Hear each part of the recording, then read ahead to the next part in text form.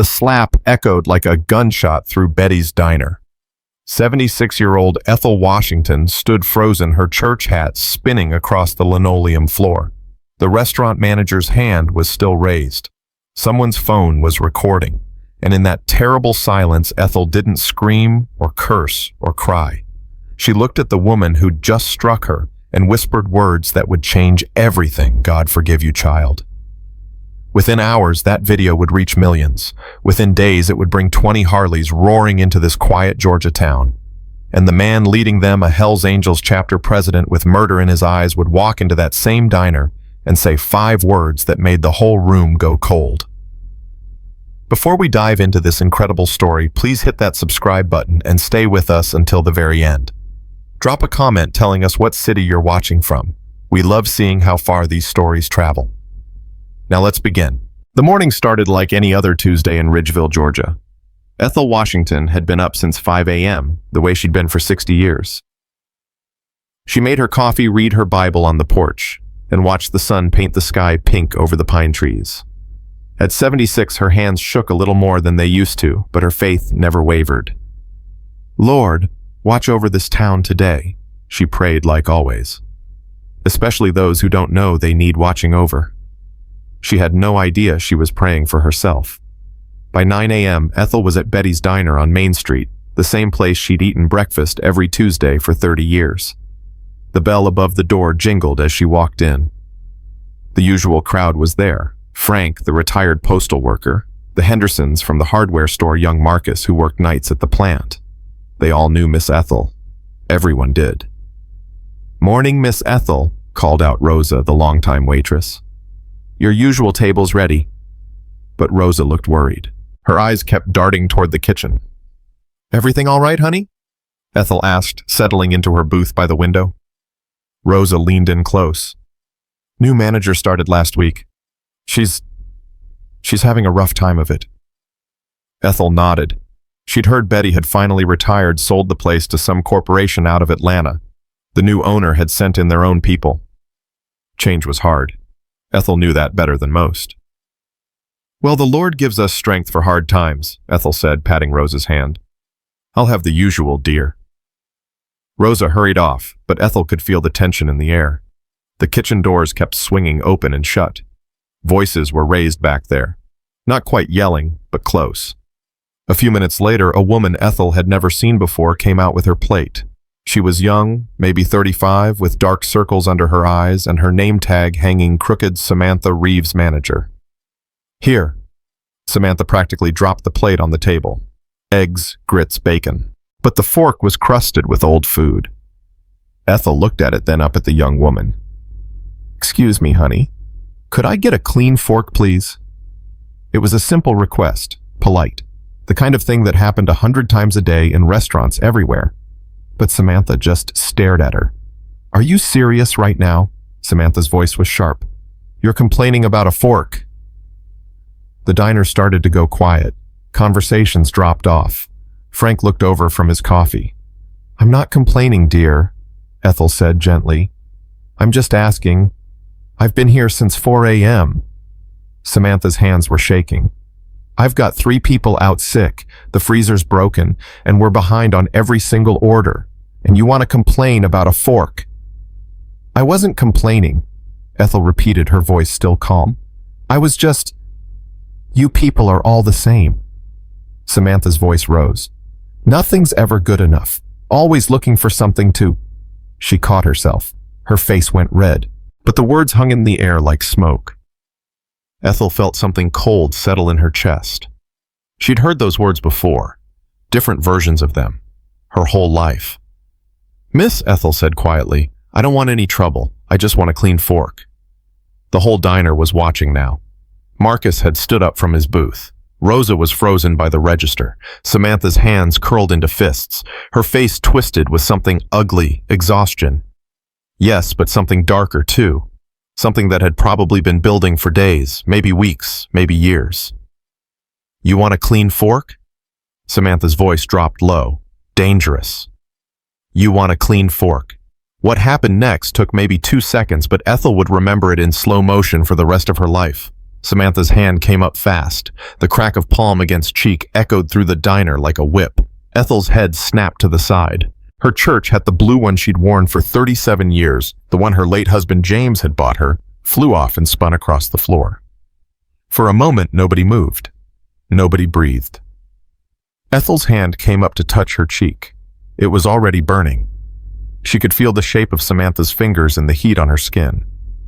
The young woman stood there, breathing hard, her hand still raised.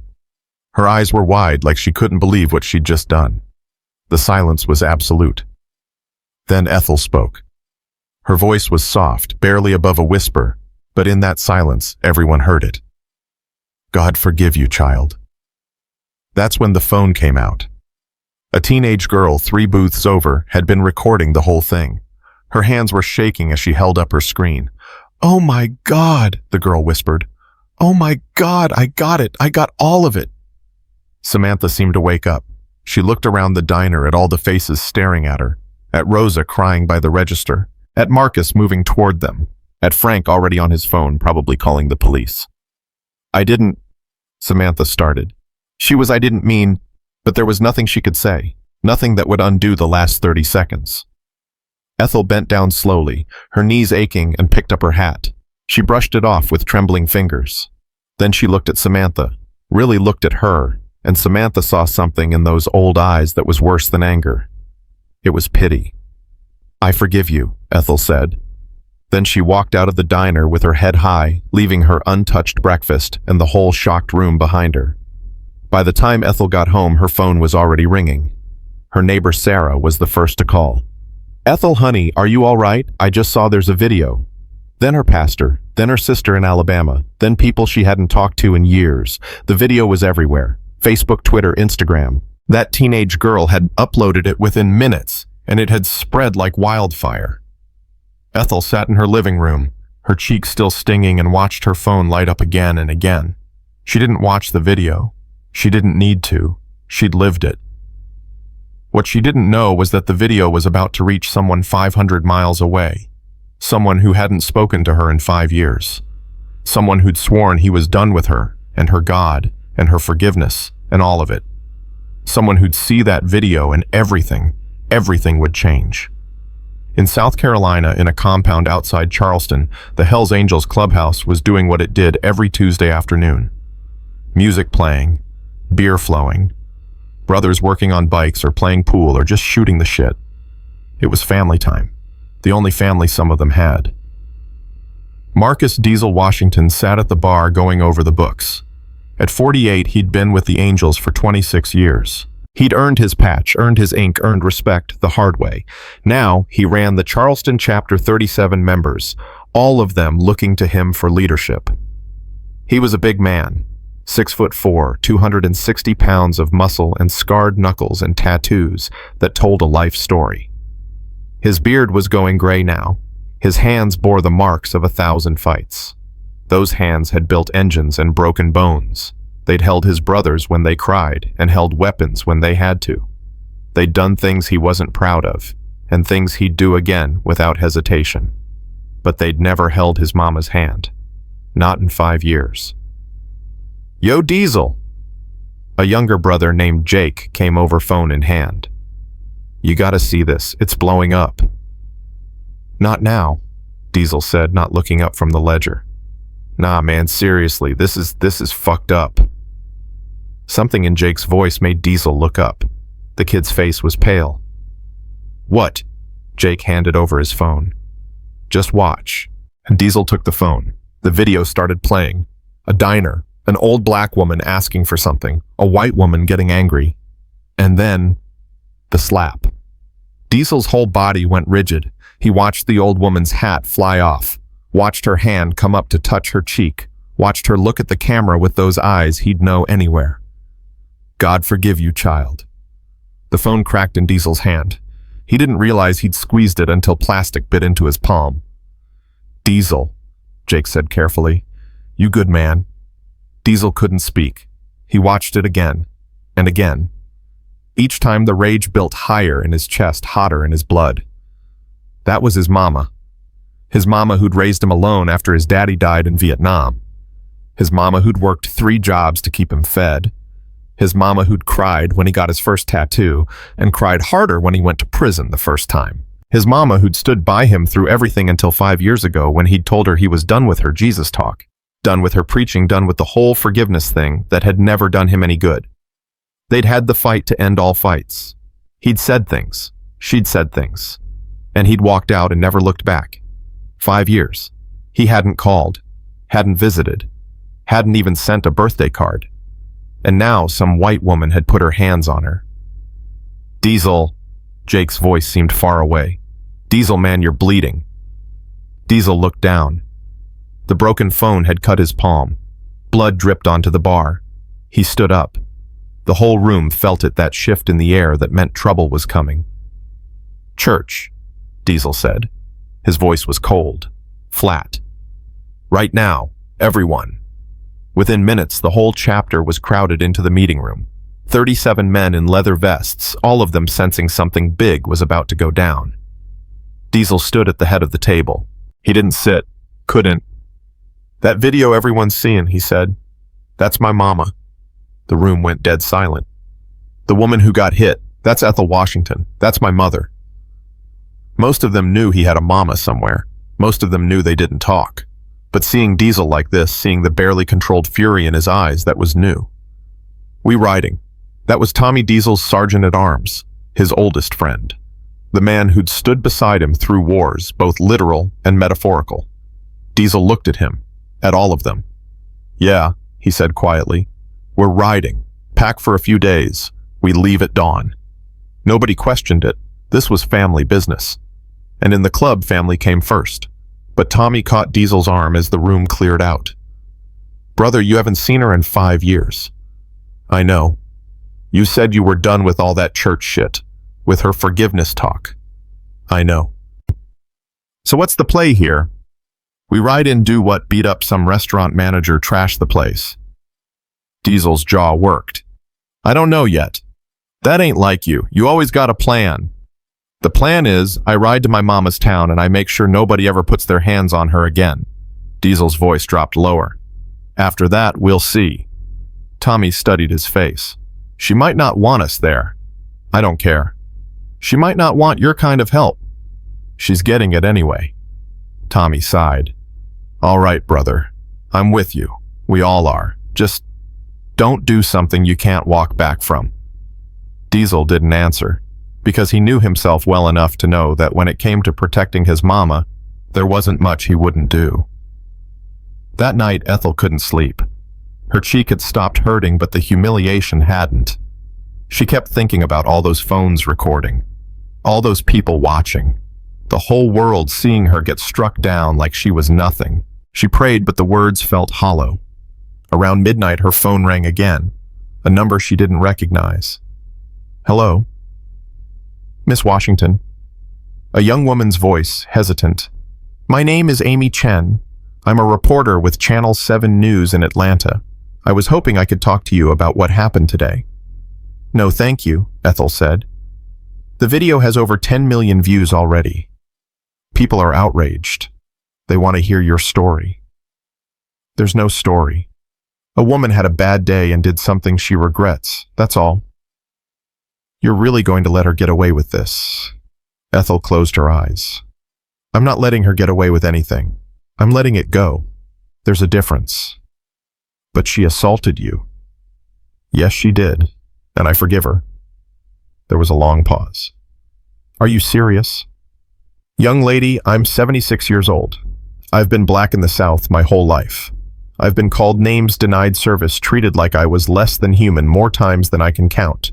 If I held on to every hurt, every slight, every act of hatred, I'd be nothing but poison by now. Ethel's voice was gentle but firm. I choose different. I choose forgiveness. But, thank you for calling, Ethel said, and hung up. But the calls kept coming. Other reporters, activists, people wanting her to press charges, to sue, to make an example. People saying she owed it to her community, to her race, to herself. Ethel turned off her phone and went back to bed. She didn't know that 500 miles away, her son was loading his Harley with enough clothes for a week. that 20 of his brothers were doing the same, that they'd mapped the route and planned to arrive in Ridgeville by tomorrow afternoon. She didn't know that her prayer for peace was about to collide with his hunger for vengeance. And she didn't know that in 3 days this whole thing was going to get a lot more complicated. The next morning, Ridgeville woke up famous. The video had hit the national news. Good Morning America ran it. Fox News ran it. CNN interviewed a sociologist about implicit bias and a pastor about forgiveness. The diner's Yelp page crashed from all the one-star reviews. Someone started a GoFundMe for Ethel that had already raised $50,000. And outside Betty's diner, a crowd was gathering. Some were protesters with signs "Justice for Ethel." Others were counter-protesters, "Forgiveness, not cancel culture." Local news vans lined the street. A celebrity activist had tweeted about it. Everything spiraled. Inside the diner, Samantha Reeves sat in the back office with her head in her hands. Her phone wouldn't stop buzzing. Death threats, doxing. Someone had found her address and posted it online. Her daughter's school had called saying Lily was being bullied. Her landlord had called saying he wanted her out. Her whole life was ending because of 30 seconds. "Ms. Reeves." The district manager's voice was cold. "We need to talk." Samantha looked up. She'd been crying so hard her eyes were nearly swollen shut. "I'm sorry," she whispered. "I'm so sorry. I don't know what happened. I snapped. The company is terminating your employment effective immediately. We'll need your keys and your—" "Please," Samantha stood up. "Please, I have a daughter. I can't lose this job. I'll apologize. I'll do whatever it takes. The decision is final. Pack your things." 20 minutes later, Samantha walked out of Betty's diner for the last time. The crowd saw her. Someone screamed. Someone threw coffee. She ran to her car with her arms over her head while people shouted and cameras flashed. She made it inside, locked the doors, and just drove. She didn't know where she was going. Away. Anywhere. Her phone rang. Her landlord again. "You're out," he said. "I want you gone by tonight." "But I paid—" "I don't care. I'm not having this circus at my property. You're out." Samantha pulled over and threw up in a gas station parking lot. Everything was gone. Job, home, reputation. All of it. And somewhere in her mind, she kept hearing that old woman's voice.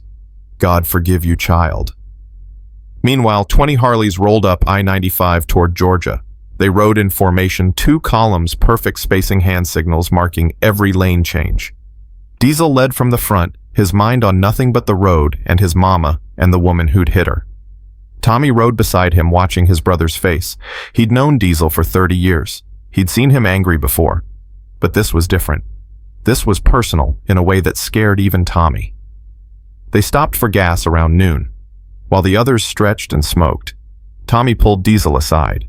"So what's the plan when we get there?" "Find my mama. Make sure she's okay. And then I find that woman from the video." "And do what?" Diesel's silence was answer enough. "Brother," Tommy said carefully, "you can't just roll into some small town and start breaking shit. That ain't who we are no more."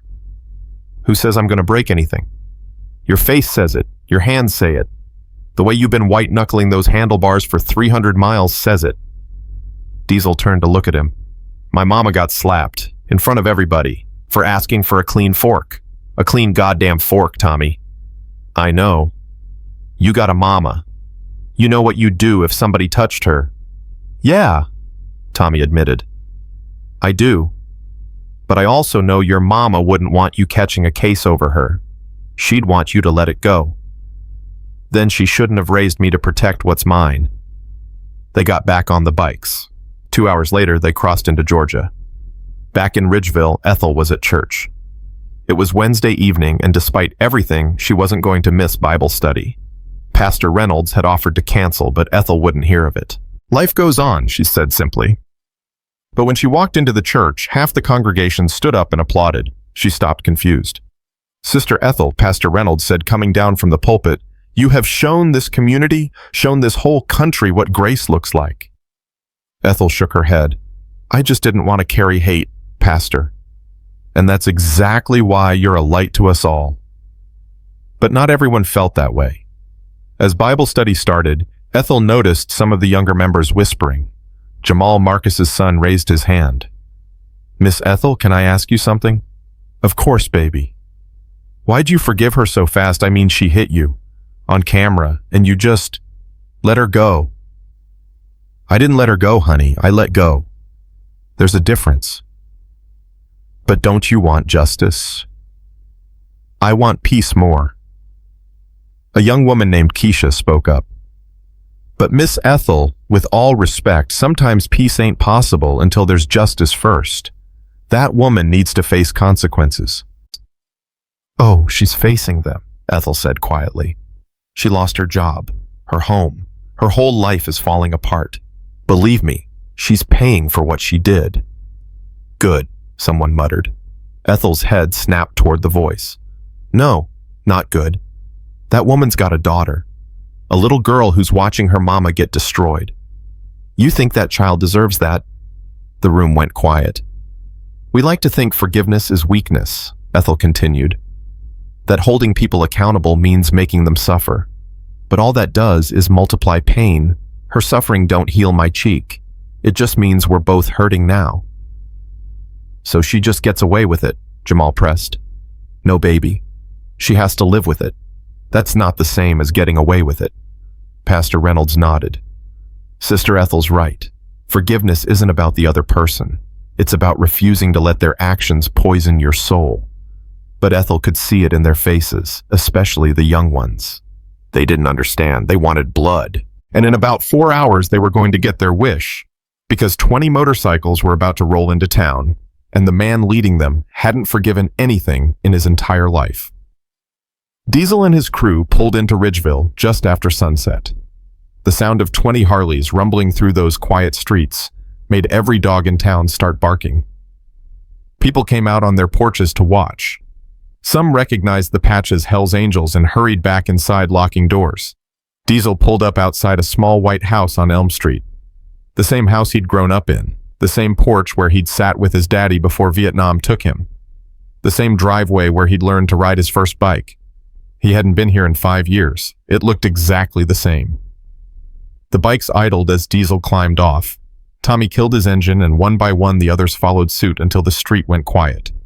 Diesel stood at the end of the driveway staring at the house. Lights were on inside. He could see shadows moving past the windows.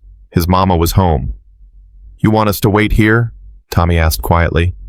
Yeah. Diesel's voice was hoarse. Give me a minute. He walked up the driveway slowly.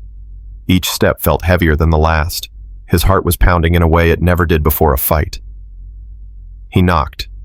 Footsteps inside. The curtain in the window moved. Then the door opened. Ethel Washington stood there in her house dress and slippers, her Bible in one hand. She looked smaller than he remembered. Older. Tired. But when she saw him, her whole face transformed. Marcus, she whispered. He'd forgotten she was the only person who still called him that. Not Diesel. Marcus. Hi, Mama, he said, and his voice broke on the word. They stared at each other for a long moment. 5 years of silence between them. 5 years of hurt and pride and stubborn anger. Then Ethel stepped forward and wrapped her arms around her son. My baby, she whispered into his chest. My boy came home. Diesel held her carefully like she might break. She felt so small. When did she get so small? I saw the video, he said. Ethel pulled back. Oh, honey, no. You didn't come all the way here because of that. Someone put their hands on you, Mama. It's handled. I forgave her. I didn't. Ethel's face went stern. Marcus Washington, you listen to me. No, Mama, you listen. Diesel's voice rose. You can forgive whoever you want. That's your business. But I'm here now, and nobody touches my mama and walks away clean. What are you gonna do? Beat up some scared woman, tear up a diner? If I have to. That ain't justice, baby. That's just more violence. It's what she deserves. And what do you deserve? Ethel's voice sharpened. You think acting like a thug is gonna make this right? You think your daddy would be proud? Don't bring daddy into this. He raised you better. I raised you better. You raised me to protect my family. I raised you to be a man of God. They stared at each other, both breathing hard. Behind Diesel, the other bikers shifted uncomfortably. Finally, Tommy cleared his throat. Maybe we should... Who are all these people? Ethel looked past her son at the crowd of leather-clad men. You brought your whole gang here. Club Mama, not gang. I don't care what you call it. I don't want violence in this town. Then you shouldn't have gotten hit.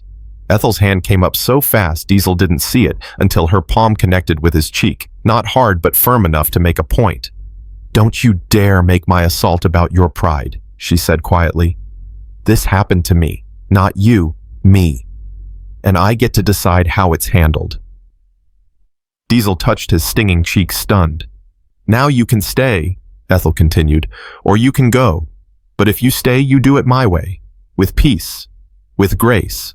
Or so help me God, Marcus, I will kick you off this porch myself. For a long moment, nobody moved. Then Diesel nodded slowly. Yes, ma'am. Good. Now get inside before the whole neighborhood calls the sheriff. The bikers ended up camping in Ethel's backyard. She brought out blankets and made sandwiches, clucking over how skinny they all looked. Tommy watched her fuss over them and leaned over to Diesel. Your mama's terrifying, he whispered. You have no idea, Diesel muttered back. That night, after everyone else had bedded down, Diesel sat on his mama's porch. She came out with 2 cups of tea and sat beside him. For a while they didn't talk, just listened to the crickets and the occasional snore from the backyard. I'm sorry I stayed away, Diesel finally said. I know. I shouldn't have said those things, that last night. No, you shouldn't have. But I meant some of them, Mama. I'm not the man you want me to be. Ethel sipped her tea. You're exactly the man I want you to be. You just don't see it yet. I run without laws. I've done things. You protect your brothers. You lead with honor. You came 500 miles because your mama got hurt. That's the man I raised. But you want me to walk away from this. Just let it go. No, baby. Ethel set down her cup. I want you to handle it right. There's a woman out there whose whole world just ended. She's scared, she's ashamed, and she's got a little girl watching her fall apart. You want justice? Help me find her. Help me show her grace. Grace. Diesel spat the word like poison. Mama, she hit you. And I forgive her. Why? Why do you always forgive? Don't you ever just want to make them hurt the way they hurt you? Every day, Ethel said simply. Every single day. You think forgiveness comes easy. It's the hardest thing I've ever done. But the alternative, holding on to that hate that would destroy me. And I won't give anyone that power over my soul. Diesel shook his head. I don't know how you do it. You learn. Same way you learned to ride that bike. Same way you learned to lead those men. Practice. Faith. Stubbornness. She smiled. You got plenty of that last one from me. Despite everything, Diesel laughed. Then he looked at his mama, really looked at her. The gray in her hair, the lines around her eyes, the way her hands trembled slightly when she lifted her cup. When did you get old? He asked softly. When you weren't looking. She patted his hand. But I'm still here, baby. Still fighting. Just with different weapons now. Grace, he said. Grace, she agreed. Most powerful weapon there is. You'll see. Diesel wasn't sure he believed her, but he was willing to try. For her, he'd try anything, even forgiveness. Dawn came too fast. Diesel woke to the smell of coffee and bacon, his back aching from sleeping on his mama's couch. For a moment, he forgot where he was. Then it all came rushing back, the video, the ride his mama's face when she opened that door. He found Ethel in the kitchen cooking for 20 men, like it was the most natural thing in the world. Mama, you don't have to... Hush, these boys need breakfast. She flipped another pancake. Besides, when's the last time you ate something that wasn't fried or out of a wrapper? Diesel couldn't remember. He poured himself coffee and watched his mama work. She moved slower than he remembered, but with the same determined efficiency. Nothing would stop Ethel Washington from feeding people who needed feeding. Tommy stumbled in, rubbing his eyes. Ma'am, you really didn't have to go to all this trouble. It's no trouble. Now sit down and eat. Within 20 minutes, the kitchen was packed with bikers wolfing down pancakes and eggs and bacon like they hadn't eaten in weeks. Ethel watched them with satisfaction, occasionally slapping someone's hand when they reached for seconds before everyone else had firsts. "So what's the plan, Diesel?" Jake asked through a mouthful of pancake. Diesel glanced at his mama. "We're going to help Mama find the woman from the video." The room went quiet. Several of the brothers exchanged confused looks. "Find her." Snake, one of the older members, set down his fork. "I thought we were going to make her regret she ever looked at Miss Ethel wrong." "We are," Ethel said, calmly refilling coffee cups. "By showing her mercy she don't deserve. That's the kind of regret that actually changes people." Snake looked at Diesel, waiting for the real answer, but Diesel just nodded. "You heard my mama. We find her, we talk to her, we see what happens from there." "Talk." Snake said it like a foreign word. "We rode 500 miles to talk." "Yeah." Diesel's voice went hard. "You got a problem with that?" Snake held his gaze for a moment, then shook his head. "No, brother, no problem." But Diesel could see it in their faces. Half his crew thought he'd gone soft. The other half were just confused. Hell's Angels didn't ride for forgiveness. They rode for respect, for reputation, for blood if it came to that. After breakfast, Ethel went to get dressed for her morning errands. Diesel followed her to her bedroom door. "Mama, how exactly do we find this woman?" "I got her address." Ethel pulled a piece of paper from her Bible. "Her landlord called me yesterday, wanted to apologize for what his tenant done. Said he was kicking her out. Gave me the address in case I wanted to press charges." "And you're gonna what, just show up at her door?" "That's exactly what I'm gonna do. You coming or not." Diesel realized his mama had already planned this whole thing. She'd played him, let him think he was in charge while she quietly arranged everything her way. "You're scary when you want to be. You know that." Ethel smiled. "Where do you think you got it from?" They took 3 bikes. Diesel Tommy and a brother named Preacher called that because he used to be a Baptist minister before the bottle got him and the club saved him. If anyone understood Ethel's way of thinking, it would be Preacher. The address led them to a rundown apartment complex on the edge of town, the kind of place where the playground equipment was broken and half the mailboxes had been vandalized. Diesel felt his jaw tighten. The woman who'd hit his mama lived here. They parked and Ethel climbed off the back of Diesel's bike with more grace than a 76-year-old woman should have. She smoothed her dress, picked up the bag of groceries she'd insisted on bringing, and walked toward Building C. "Second floor," she said. "Apartment 2D." They climbed the stairs, paint peeling on the walls, the smell of old cigarettes and mildew. Somewhere a baby was crying. Ethel stopped in front of 2D and knocked. Nothing. She knocked again. "Ms. Reeves, it's Ethel Washington. I'd like to talk to you." Still nothing. But Diesel heard movement inside. Someone was definitely home. "Please," Ethel said to the door. "I'm not here to hurt you. I just want to talk." Finally, a voice from inside. Small. Terrified. "Go away." "I can't do that, honey." "I said go away, I'll call the cops." "And tell them what? That the woman you assaulted is standing outside your door with groceries." Ethel's voice was gentle but firm. "I'm not leaving until we talk." A long silence. Then locks clicking. The door opened a crack, the chain still on. Samantha Reeves looked worse than she had in the video. Her hair was greasy and uncombed, dark circles under red swollen eyes. She stared at Ethel through the crack in the door like she was seeing a ghost. "Why are you here?" Her voice cracked. "What do you want?" "To give you these." Ethel held up the grocery bag. "And to talk." "I don't want your charity." "Good, because this ain't charity. This is just what neighbors do for each other." "I'm not your neighbor. I'm the woman who hit you." "I know who you are, honey. That's why I'm here." Samantha's eyes flicked to Diesel and the others standing behind Ethel. "And them, what are they here for?" "That's my son Marcus and some of his friends. They're just making sure I get home safe." "Your son?" Samantha's voice went flat. "Right. The Hell's Angels leader who came to kill me."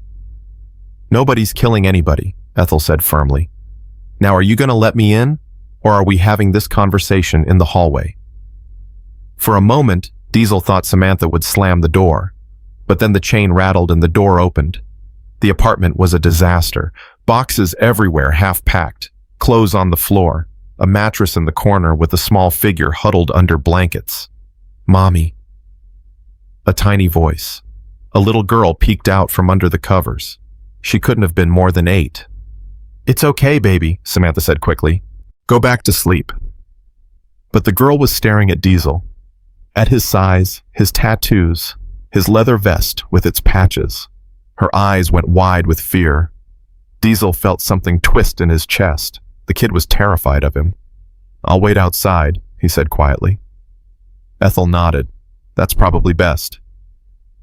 Diesel and the others went back down to the parking lot. Tommy lit a cigarette and offered one to Diesel, who shook his head. He was trying to quit, had been for 3 years now. "Your mama's something else," Preacher said. He'd been quiet the whole ride over, just watching. "Takes guts to do what she's doing." "Takes something," Diesel muttered. He kept looking up at the second floor, wondering what was happening in there. "You think it'll work?" Tommy asked. "The forgiveness thing. Hell if I know. But you're going along with it. It's what Mama wants. And if that woman spits in her face, if she don't accept the grace your mama's offering," Diesel's hands curled into fists, "then we'll deal with that when it happens." Upstairs, Ethel set the grocery bag on the counter.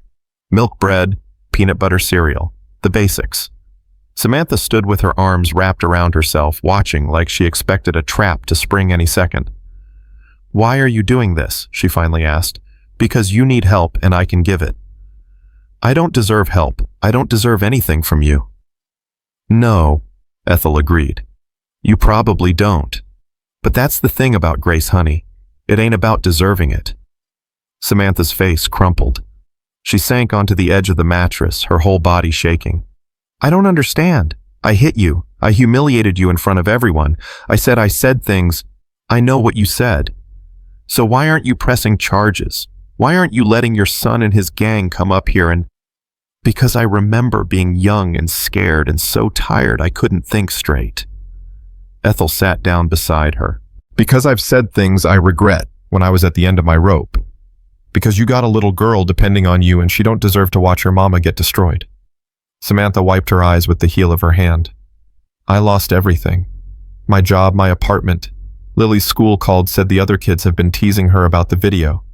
She asked me yesterday why everyone hates us." "What did you tell her?" "That I made a mistake. That sometimes grown-ups do bad things when they're scared and tired." Samantha's voice broke. "But she's 8. She don't understand why her whole world is falling apart because of 30 seconds. The little girl Lily had gotten out of bed and was standing a few feet away watching them. She had her mother's eyes, but none of the hardness, just fear and confusion. "Hi, sweetheart," Ethel said gently.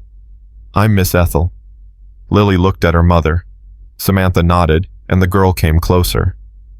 "You're the lady from the video," Lily said softly. "That's right. I'm sorry my mommy hurt you." Ethel's heart cracked a little. "Thank you, honey. But your mommy already said sorry. And you know what, I forgive her." "You do." "I do. Even though it was bad?" "Even though it was bad." Lily thought about this.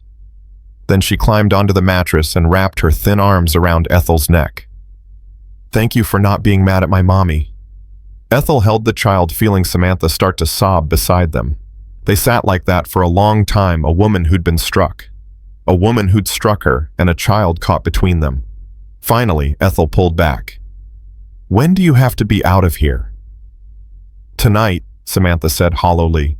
"He wants us gone by 6. "And where you gonna go?" "I don't know. My car, maybe, until I can figure something out." "You got family?" "My mama's in Tennessee, but we haven't talked in 5 years. She told me I was making a mistake moving down here for that job. She was right." Samantha laughed bitterly. She was right about everything. 5 years is a long time to stay angry," Ethel said quietly. "Believe me, I know." Something in her voice made Samantha look up. "Your son. You said you haven't seen him in 5 years either." "That's right." "But he came when you needed him." "He did. Even though you were fighting, even though you said things to each other, Even though, Samantha looked down at her hands. You think my mama would come if I called? Only one way to find out, honey. Later that afternoon, Diesel was helping pack up the apartment when his phone rang. It was Jake, the young brother who'd shown him the video. His voice was tight. Diesel, we got a problem. What kind of problem? Some local boys just rolled up to Miss Ethel's house. Said they heard there was angels in town. They're looking for trouble. Diesel's blood went cold. Where's Mama? Still at that apartment, I think. But the boys back at the house, they're getting restless. Snake keeps talking about teaching these locals some respect. Don't let anyone do anything. I'm coming now. He found Ethel and pulled her aside. Mama, I gotta go. There's a situation. Ethel read his face. What kind of situation? The kind where, if I don't get there fast, someone's gonna do something stupid. Marcus, I'll handle it. I promise. No violence unless there's no choice. There's always a choice. Then I'll make the right one. He squeezed her shoulder. Stay here with Tommy and Preacher. Don't leave this building till I call you. He was out the door before she could argue. By the time Diesel got back to Ethel's house, the situation had escalated. A group of local guys looked like young 20s, probably some small-time crew trying to make a name, were standing in the street. 8 of them facing down 15 angels in Ethel's front yard. The leader was a kid with a shaved head and too much confidence. Y'all need to roll out. This ain't your town. Snake was right up in his face. We ain't going nowhere. You got a problem with that? Yeah, I got a problem. Got a problem with some biker gang rolling in here like they run shit. Club, Snake said through his teeth. We're a club, and your mouth's writing checks your ass can't cash, boy. Diesel's bike roared up the street. Everyone turned. The sound of that engine cutting off left a silence that felt dangerous. Diesel climbed off slowly. Every eye was on him. He was bigger than anyone there, older, clearly the one in charge. He walked through his brothers until he was face to face with the kid. You the one running your mouth? The kid tried to look tough, but Diesel saw the fear in his eyes. Just telling y'all the truth. This ain't your town. You're right. It's my mama's town, and I'm here visiting my mama. That a problem for you? Your mama's the one from the video. That's right. So what you here to throw your weight around, scare some waitress? I'm here to make sure my mama's safe, that's all. Safe? The kid laughed, but it sounded forced. From what? From people who think they can put hands on her and walk away clean. So you are here for trouble? No, Diesel said quietly. I'm here to prevent it. But if you keep pushing, you're gonna find out what happens when you mess with the wrong family. The kid's crew was backing up now, sensing how fast this could go bad. But the kid himself was trapped by his own pride. You threatening me? I'm giving you a chance to walk away. Take it. For a moment, it could have gone either way. Then a voice cut through the tension. Everybody stop. Ethel came up the sidewalk, moving faster than Diesel had seen her move in years. Tommy and Preacher were behind her, looking apologetic for not keeping her at the apartment. Mama, I told you to. Don't you mama me. Ethel walked right between Diesel and the kid. What is going on here? These boys need to learn some respect, Snake muttered. And you're going to teach them with your fists. Ethel turned to the local crew. And you boys, what exactly are you trying to prove? That you're tough, that you can stand up to bikers? No one answered.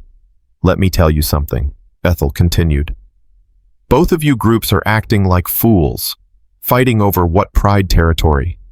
My son came here because he loves me, not to start a war. And you boys, she looked at the locals, you think protecting this town means starting fights in my front yard. The kid with the shaved head looked uncomfortable now. We heard they were here to cause trouble. The only trouble happening is you causing it.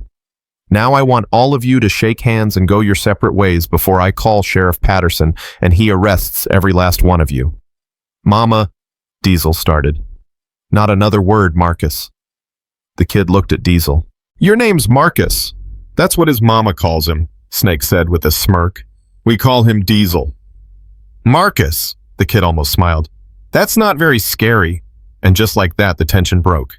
A couple of the locals laughed. Even some of the angels cracked smiles. Ethel seized the moment. Now you boys hungry because I got leftover pancakes inside and it seems like a shame to waste them. Ma'am, we can't. You can and you will. I won't have people fighting in my yard on empty stomachs. Come on. 10 minutes later, the strangest scene unfolded. Hell's Angels and local wannabe gangsters sitting in Ethel Washington's living room eating pancakes off paper plates and making awkward small talk. The kid with the shaved head, turned out his name was Darius, sat next to Diesel on the couch. Your mama's intense, Darius said. You have no idea. She really forgave that woman just like that. Just like that. I couldn't do that. If someone disrespected my mama, I'd... Darius stopped. Well, I guess I'd probably do what you were about to do. Diesel looked at him. How old are you, kid? 22. You got a mama? A family? Yeah. My mom works at the hospital. Double shifts most days. And you hanging around causing trouble when you could be helping her. Darius looked down at his plate. I guess. Let me tell you something. You want to honor your mama. Do it by being someone she can be proud of, not someone she's got to worry about getting shot or locked up. That's why you're here, to make your mama proud. Diesel thought about that. I'm here because I stayed away too long, because I let pride keep me from the person who matters most. Don't make my mistake, kid. By the time everyone left Ethel's house, clean handshakes had been exchanged, and an unspoken truce had settled over the block. Tommy stood on the porch with Diesel watching the locals walk away. Your mama just stopped a war with pancakes, Tommy said, shaking his head. I've seen a lot in my life, but that's new. Diesel didn't answer. He was thinking about Samantha and her daughter, about Darius and his mama, about how much easier it was to throw a punch than to extend a hand. His phone buzzed. A text from Preacher Woman and Kid are packed up. Nowhere to go. What do you want me to do? Diesel showed the text to his mama. Ethel didn't hesitate. Bring them here. Mama, you can't. I got a spare room. They need a place to stay. End of discussion. The whole town's gonna lose their minds. You're bringing the woman who hit you into your house. I'm bringing a scared mother and her daughter somewhere safe. What they gonna do, arrest me for Christian hospitality? 20 minutes later, Samantha pulled up in her beat-up Honda Preacher, following on his bike. She got out slowly, looking at Ethel's house like it might be a trap. Ethel met her on the sidewalk. Come on, honey. Let's get you and Lily inside. Miss Ethel, I can't. Yes, you can. You're staying here until we figure something out. But people will talk. They'll say a lot of things. They always do. But what matters is you got nowhere else to go and I got room. That's all there is to it. Lily peeked out from the back seat, saw Diesel, and shrank back. Diesel crouched down to her level. Hey, Lily. I know I look scary. Big lots of tattoos, kind of ugly. You're not ugly, Lily said quietly. Well, thank you. That's real kind. But I know I can be scary looking. So I'm going to tell you something, okay? I'm Miss Ethel's son. And Miss Ethel, she don't let nobody in her house who ain't safe. So you don't got to be afraid of me or any of my friends. We're here to help. Okay. Lily looked at her mother. Samantha nodded. Then Lily looked back at Diesel and nodded too. Okay. That night, Samantha and Lily ate dinner at Ethel's table. It was awkward at first. Samantha couldn't look at Ethel without her eyes filling with tears. But Ethel kept the conversation light, asking Lily about school, about her favorite colors, about what she wanted to be when she grew up. A teacher, Lily said shyly, like Miss Anderson. That's a fine thing to be, Ethel said. Teachers change the world one child at a time. After Lily went to bed in the spare room, Samantha helped Ethel with the dishes. They worked in silence for a while, just the sound of running water and plates clinking. I called my mama, Samantha finally said, while we were packing. Yeah. What did she say? She cried. Said she'd been praying I'd call for 5 years. Samantha's voice caught. She wants us to come home, to Tennessee. Says she'll help me get back on my feet. That's wonderful, honey. Is it? I'm running away. From this town, from what I did from... You're not running away. You're going home. There's a difference. But I still hit you. I still said those things. Going to Tennessee don't change that. No, Ethel agreed. But staying here won't change it either. What'll change it is what you do next. How you treat the next person who asks for something. How you raise that beautiful girl in there. Whether you learn from this or let it define you. Samantha set down the dish she was washing.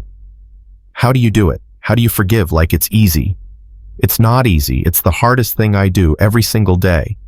Then why do it? Ethel was quiet for a moment. You know what my husband used to say? He said hate is like drinking poison and expecting the other person to die. I watched that poison eat up so many people I loved. My sister, she held on to bitterness about some slight from 50 years ago, and it killed her joy. My best friend, she couldn't forgive her ex-husband, and it made her hard and mean. I decided I wasn't going to live like that. But some things can't be forgiven. Maybe, but most things can. And the ones that can't, you still gotta let go, or they'll drown you. Samantha wiped her eyes. I don't deserve this. Any of this.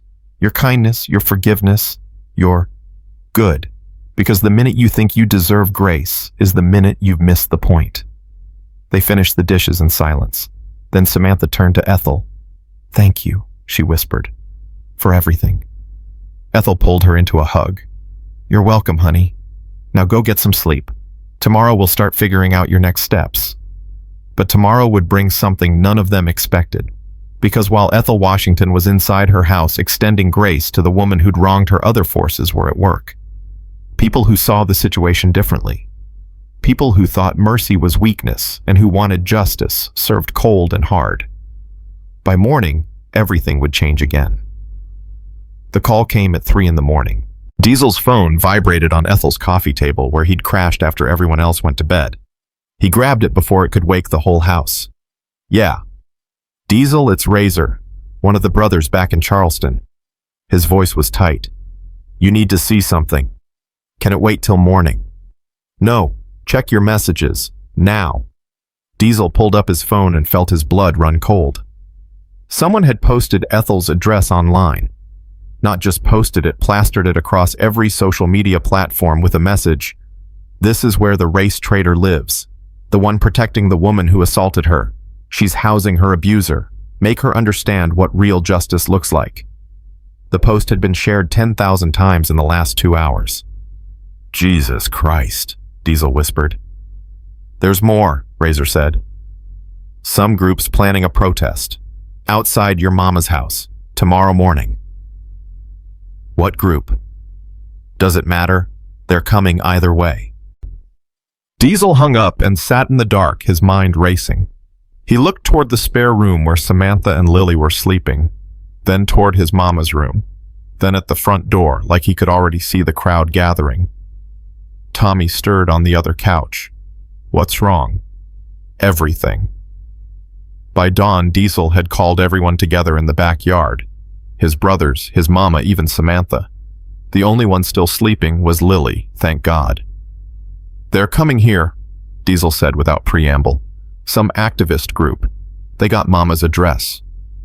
Ethel's face stayed calm, but Diesel saw her hands tremble slightly. When? Today. Could be any time. And what do they want? You. They want you to throw Samantha out. Make a statement about not protecting your abuser. Diesel's voice hardened. They're calling you a race traitor. The words hung in the air like smoke. Samantha stood up. Then I'll go. I'll leave right now. I won't let them. Sit down, Ethel said firmly. But I said sit down. Ethel looked at each person in the circle. Nobody's running. Nobody's backing down. This is my house. I decide who stays and who goes. Mama, they're not going to listen to reason. Then we'll make them listen. How you going to serve them pancakes too? If that's what it takes. Ethel's voice went steel. I didn't survive 76 years in this world by letting bullies tell me who I can forgive. I'm not starting now.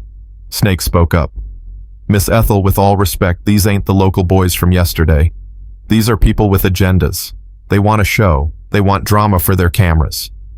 Then I'll give them something to film. Me standing on my porch in my house with whoever I choose to have in it. They could get violent, Tommy said quietly. They could, but I doubt they will.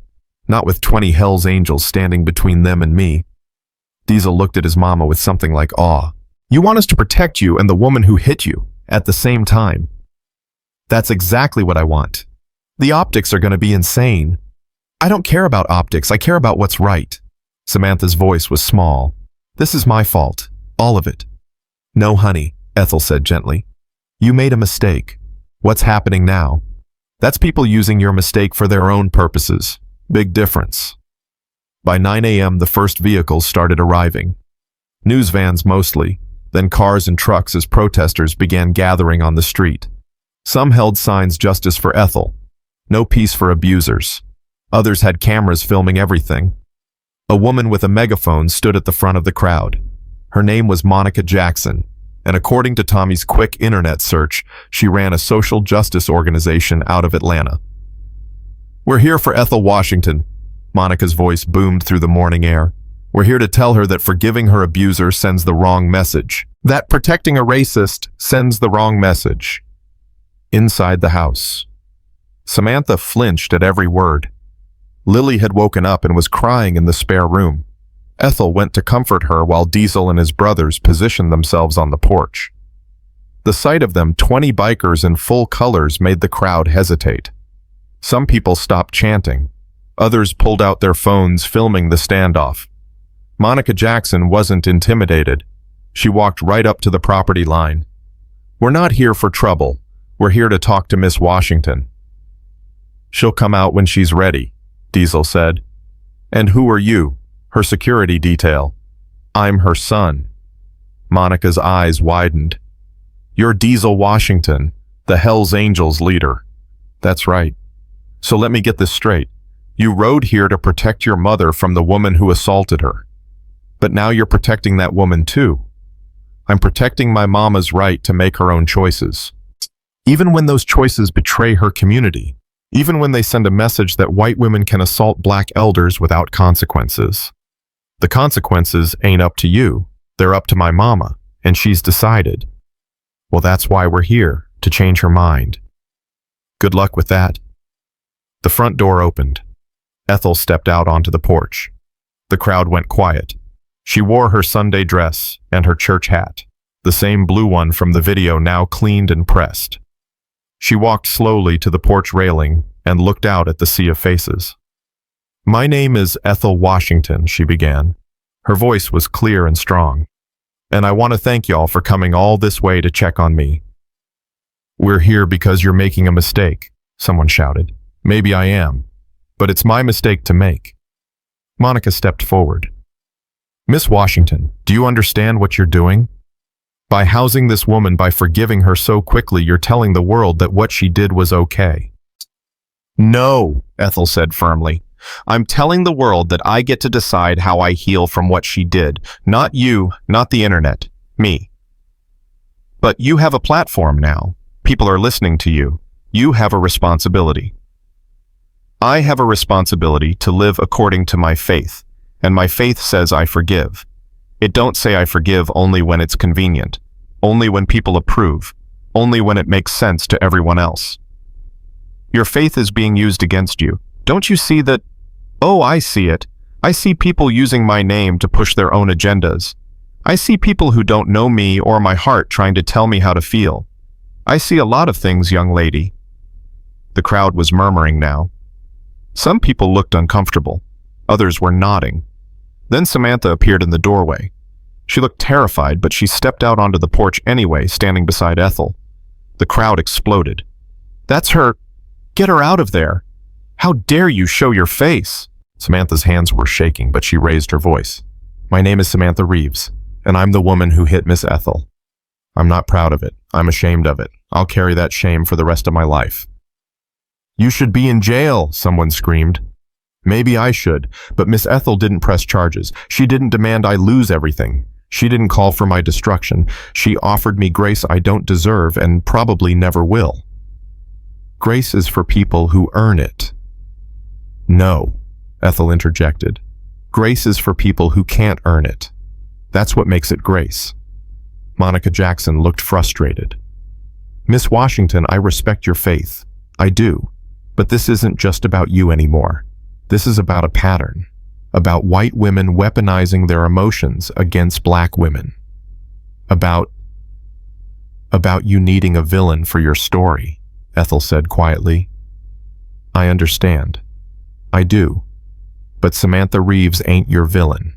She's a scared woman who made a terrible mistake, and I'm choosing mercy. Even if it costs you support from your community, even then. Even if people say you're setting us back, even then. Even if your own people turn against you. Ethel's voice dropped low, but every word carried. When did y'all become my people? I don't know most of you. You don't know me. My people are the ones who've been by my side for 76 years. My church, my neighbors, my son. She gestured to Diesel. And right now, my people include a woman who wronged me, but who's trying to do better. The crowd didn't know how to respond to that. Monica Jackson looked like she wanted to argue, but couldn't find the words. Then a voice called out from the back.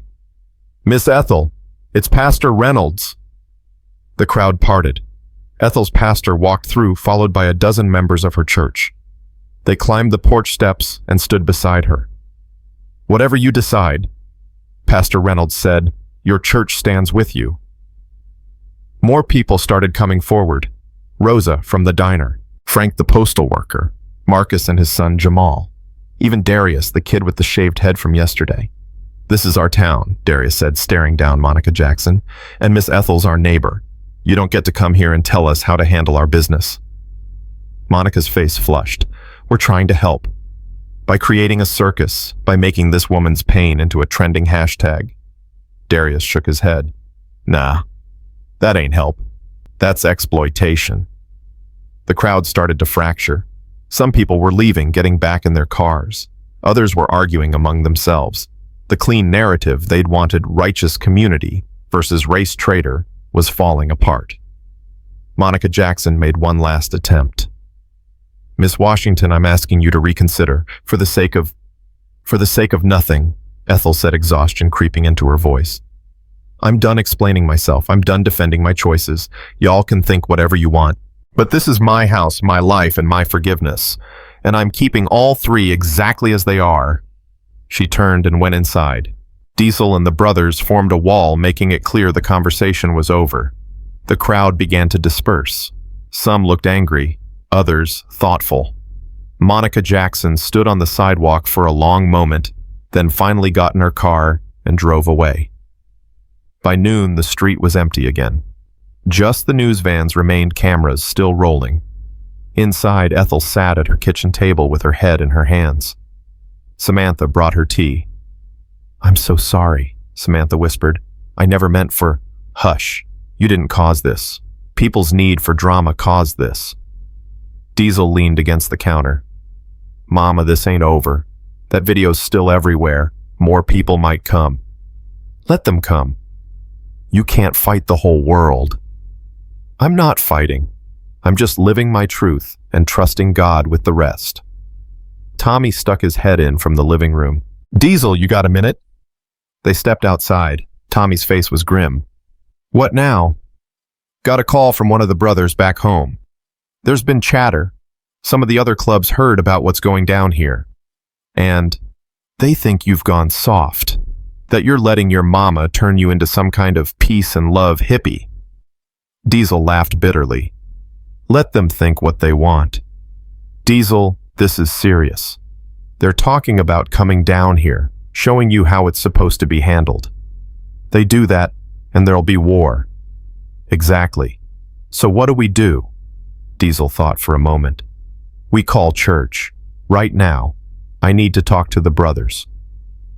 Within an hour, all 20 angels were gathered in Ethel's backyard. Diesel stood before them, feeling the weight of their eyes. I know some of y'all think I've lost it, he began. That I'm not handling this the way we handle things. Snake nodded. It's crossed my mind. Here's the truth. My mama got disrespected. By every angel code, by everything we stand for, I should have handled that with blood. But my mama asked me to handle it different, with grace, with mercy. That ain't our way, someone muttered. No, it ain't. But I'm asking you to trust me, to follow my lead on this one, because here's what I learned in the last 2 days. Diesel's voice got stronger. Violence is easy. Rage is easy. What's hard is standing up for someone who don't deserve it. What's hard is protecting the person who wronged you. That takes real strength. Or real weakness, Snake said. Diesel stepped right up to him. You calling me weak? Snake held his gaze. For a moment, it looked like fists might fly. Then Snake shook his head. No, brother. I ain't calling you weak. I'm just trying to understand. Then understand this. We protect family. That's what we do. And right now, my mama's family includes that woman and her kid. So they're under club protection. Anyone got a problem with that? Silence. Then Preacher spoke up. I'm with Diesel. I've seen enough violence to know it don't solve everything. Maybe it's time we tried something different. I'm in, Tommy said. One by one, the others nodded. Even Snake reluctantly. All right then, Diesel said.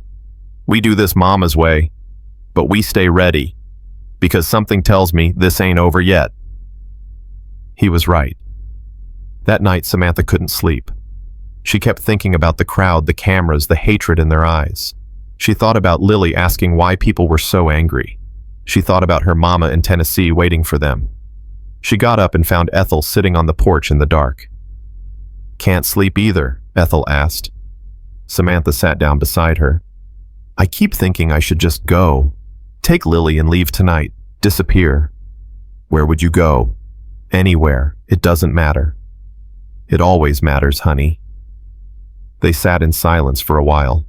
Then Samantha spoke again. Why are you really doing this? And don't say grace or faith or any of that. I want to know the real reason. Ethel was quiet for a long moment. You remind me of someone. A long time ago when I was about your age. I did something I'm not proud of. What did you do? I was working as a maid for a white family. They had a daughter about 10 years old. Sweet little thing. One day she broke an expensive vase and her mama was furious asking who did it. I knew that child would get beaten, so I said I did it. Took the blame. That sounds like a good thing.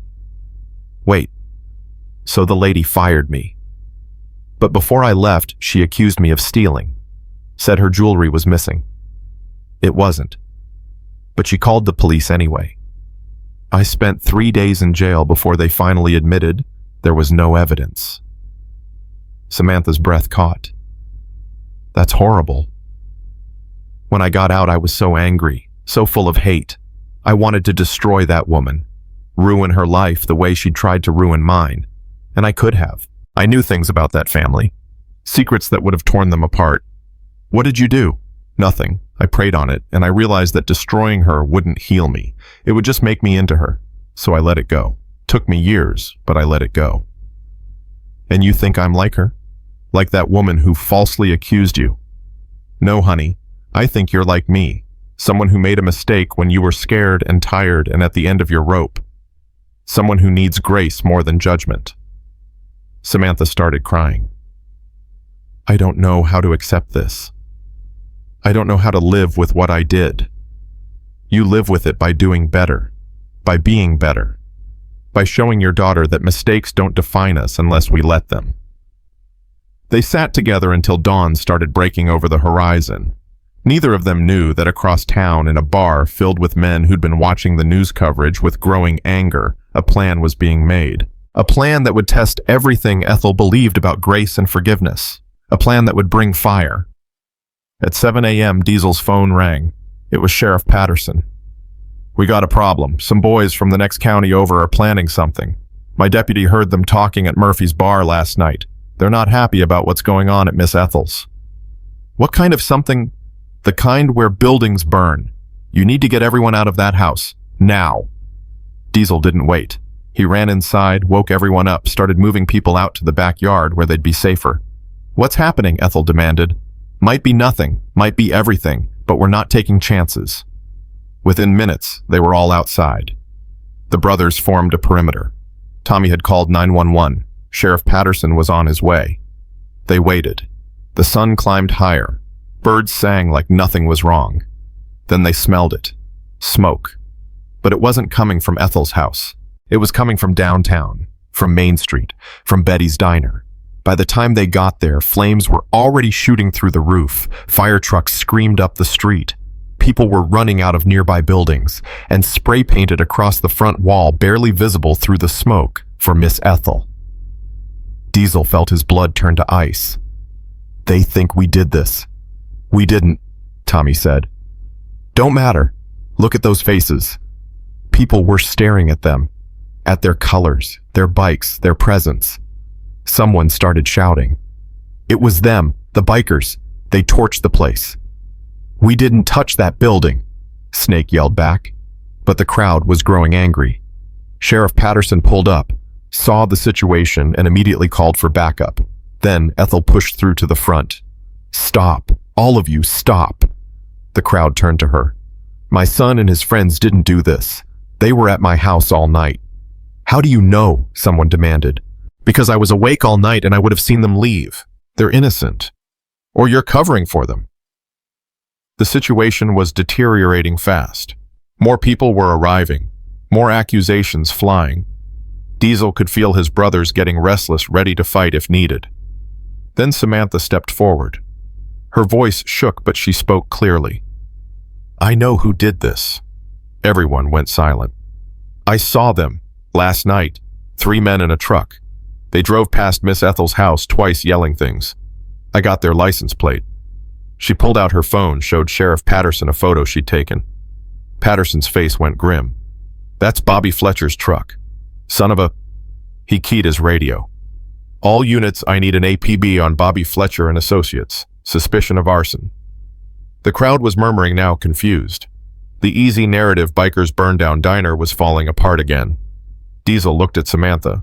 She met his eyes and nodded slightly. She'd just saved them all. Within an hour, the 3 men were arrested. They'd been drinking at Murphy's bar, worked themselves into a rage about race traders and bikers taking over, and decided to burn down the place where it all started. They thought they were standing up for Ethel. They thought they were heroes. Instead, they'd destroyed the town's oldest business and hospitalized 2 firefighters who'd inhaled too much smoke. That afternoon, Ethel stood in front of the burned-out shell of Betty's diner and cried for the first time since any of this started. Not for herself. For Rosa, who'd worked there for 30 years. For the memories in those ashes. For the hate that kept spreading like the fire. Diesel put his arm around her shoulders. "We'll rebuild it, Mama." "With what? The owner's insurance probably won't cover arson." "Then we'll raise the money. Me and the brothers will figure it out." Ethel looked up at him. "Why would you do that?" "Because this is where it started. And maybe if we rebuild it, we can rebuild everything else too." She leaned against her son, and for a moment they just stood there. A mother and the child she'd raised, both trying to figure out how Grace survives in a world that keeps choosing fire. The news coverage of the fire changed everything. Suddenly the story wasn't about forgiveness or justice or race anymore. It was about destruction. About 3 white men burning down a beloved diner supposedly in defense of a black woman who'd explicitly asked them not to. The irony wasn't lost on anyone. By that evening, the video of Ethel crying in front of the burned diner had gone viral. Not as viral as the slap, but close. People who'd been calling her a race traitor were now calling her a victim. People who'd wanted Samantha destroyed were now saying maybe forgiveness wasn't so crazy after all.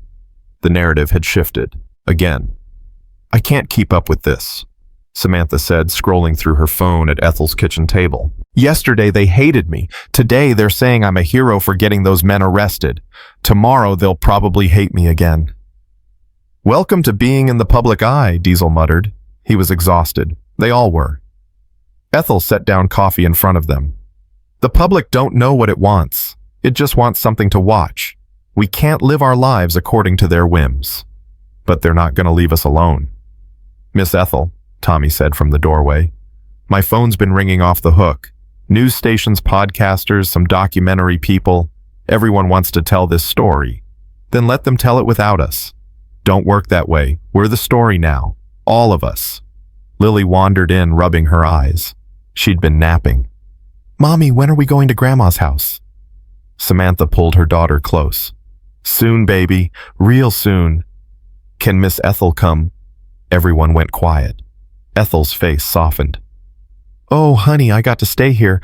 This is my home." "But I don't want to leave you." Lily's eyes filled with tears. "You're nice to me. You make good pancakes." Ethel knelt down, her knees protesting. "Tell you what, you go be with your grandma, get settled in, and maybe someday you come visit me. How's that sound?" "Promise." "I promise." Diesel watched the exchange and felt something crack in his chest. When had he become the kind of man who got emotional over a little girl's tears? His phone buzzed. A text from Razor back in Charleston. "The other clubs are standing down. They heard about the fire. They're saying you handled it right." Small mercy, Diesel thought. At least he wasn't about to have a war on his hands. But there were other battles brewing. The next morning, Rosa from the diner showed up at Ethel's door. Her eyes were red from crying. "I don't know what to do," she said, collapsing into Ethel's arms. "That diner was my whole life. 30 years I worked there. And now it's just gone." "I know, honey. I know. The owner called me this morning. Said he's not rebuilding. Said it's too much trouble, too much controversy. He's taking the insurance money and retiring." Ethel's jaw tightened. "He's giving up. Can you blame him? After everything that's happened?"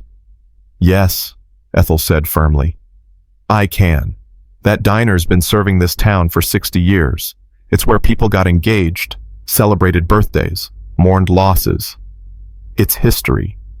And he's just gonna let it die. What else can he do?" Ethel didn't answer right away. But Diesel could see the wheels turning in her head. He knew that look. It meant trouble. "Mama, what are you thinking?" "I'm thinking we buy the property." Everyone stared at her. "With what money?" Diesel asked carefully. "With that GoFundMe money people raised for me. It's up to 80,000 now. I haven't touched a penny of it." "That money's for you, for what you went through. And I'm choosing to use it for this. We buy the property, we rebuild the diner, and we do it right, together." "Mama, don't mama me. You said you'd help rebuild. I'm giving you the chance." Rosa was crying again. "Miss Ethel, you can't do that. That money's yours. Money's just money, honey. But that diner, that's community, that's jobs, that's a place people belong, and I'll be damned if I let hate burn that down for good." Samantha spoke up quietly. "I'll help." Everyone looked at her. "I know I'm leaving soon, but before I go, I'll help, however I can." "You don't have to," Rosa started. "Yes, I do. This is my fault. All of it. The least I can do is help fix it." Ethel shook her head. "It's not your fault 3 fools decided to commit arson. But if you want to help, we'll take it. We'll take any help we can get." By noon, word had spread through Ridgeville. Miss Ethel Washington was buying Betty's diner. She was rebuilding it with money that people had donated to her after she'd been assaulted, and she was inviting anyone who wanted to help. Pastor Reynolds was the first to arrive with a crew from the church. Then Darius and his friends showed up. Then Frank the postal worker, Marcus and his son Jamal, people Diesel had never seen before.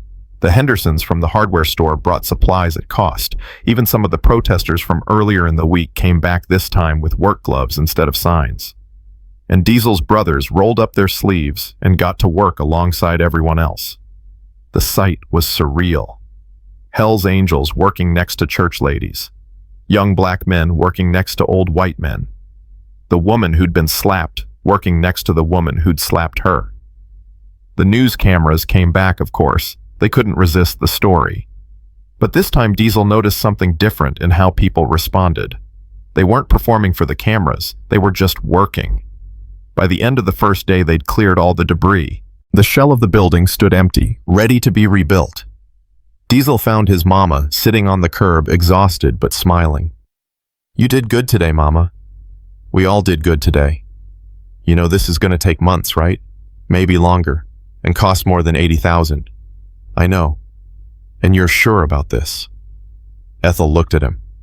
Baby, I haven't been sure about anything since the day you were born. But I did it anyway. That's what faith is. Doing the thing even when you're scared it won't work out. Diesel sat beside her. I'm proud of you. I'm proud of you too. Look at you using your hands to build instead of break. Your daddy would have loved to see this. The mention of his father hit Diesel hard. You think he would have approved of how I handled all this?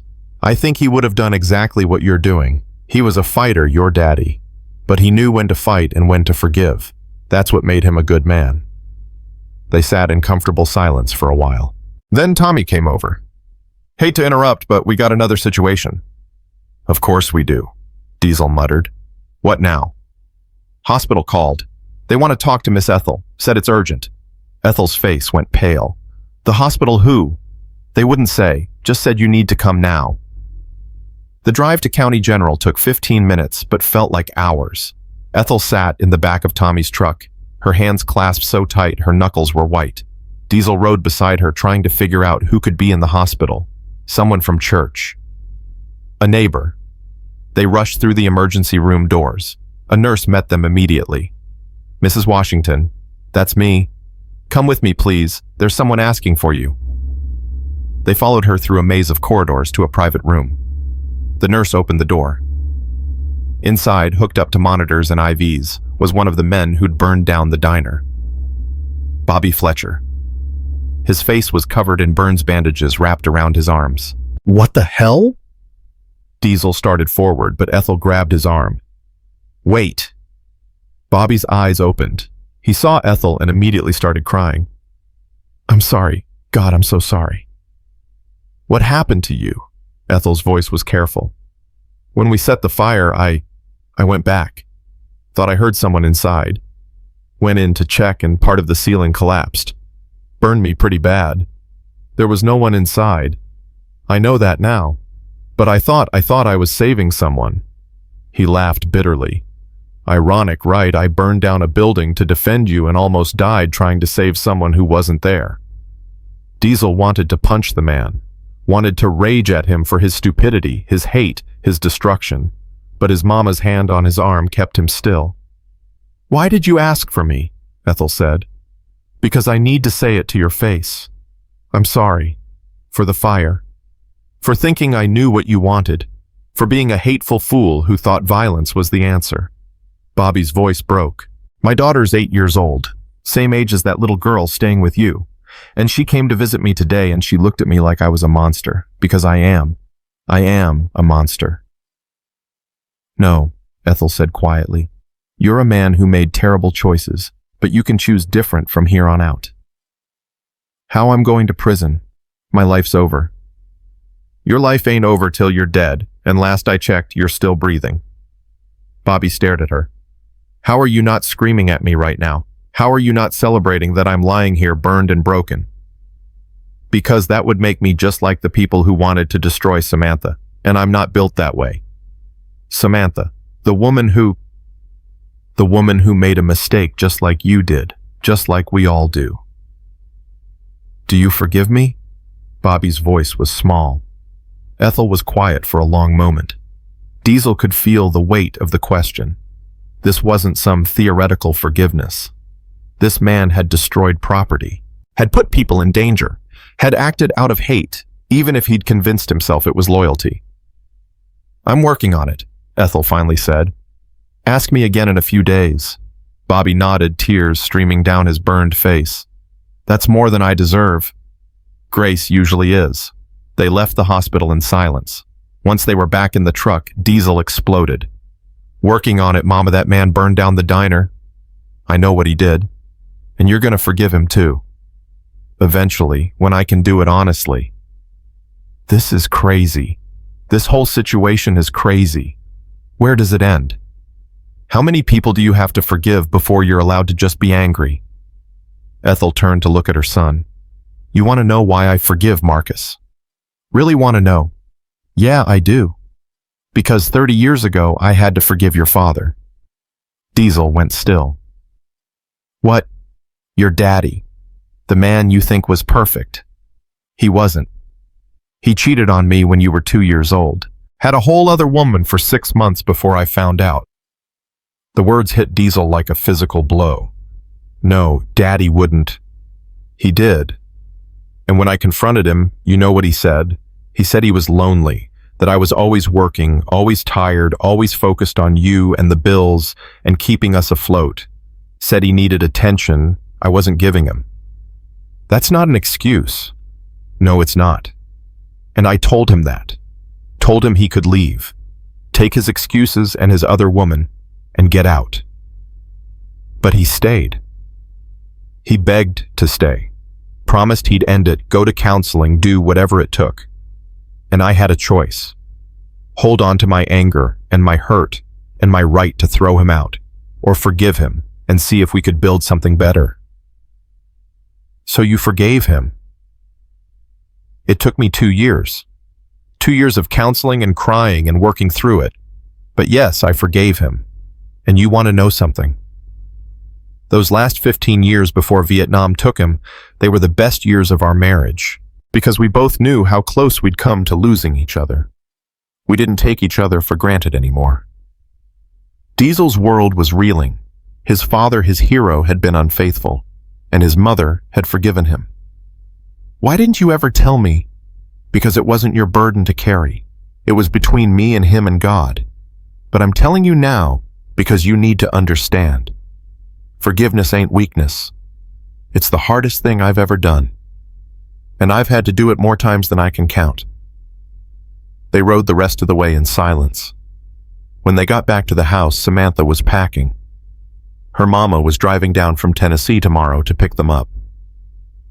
We're leaving the day after tomorrow, Samantha said.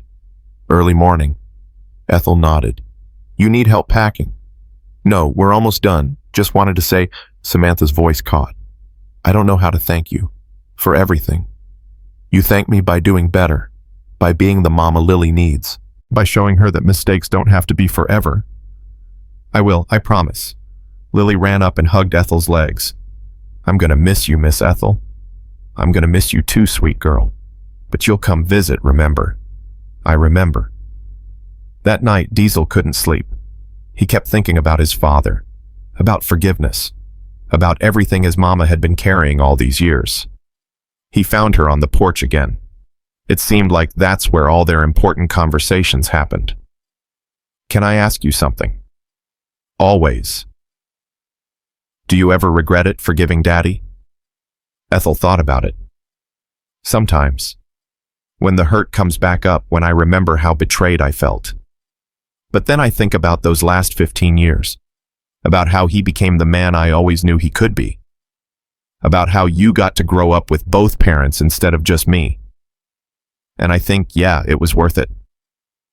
I don't know if I could do that. Forgive like you do. You're already doing it, baby. You forgave me. Diesel looked at her confused.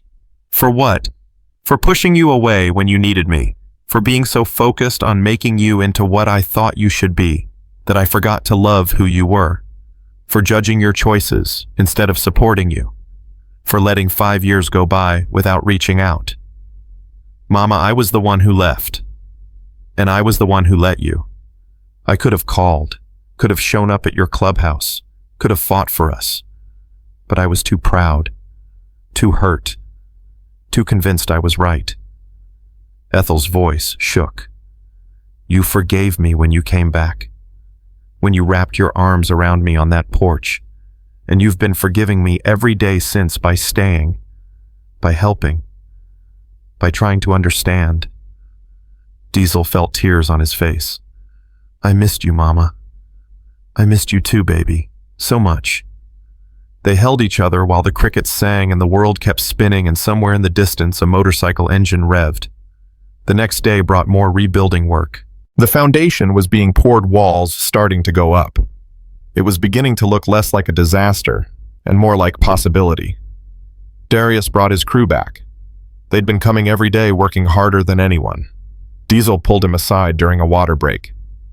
Can I ask you something? Why are you doing this? Darius shrugged. Miss Ethel, she didn't have to stand up for us that day. When those protesters came, she could have let them make us out to be troublemakers.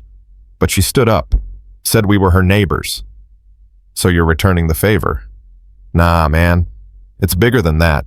My whole life people been telling me what I can't do. Can't trust cops. Can't work with white folks. Can't change anything. But look at this. He gestured at the construction site. All these different people working together building something. Miss Ethel showed us it's possible. I ain't gonna forget that. You're a good kid, Darius. I'm trying to be. Your mama makes you want to try. That afternoon, reporters came by again. One of them, a young woman named Jennifer Park, approached Ethel. Miss Washington, can I ask you something off the record? Off the record means you're not writing it down right. Jennifer smiled. Right. Then go ahead.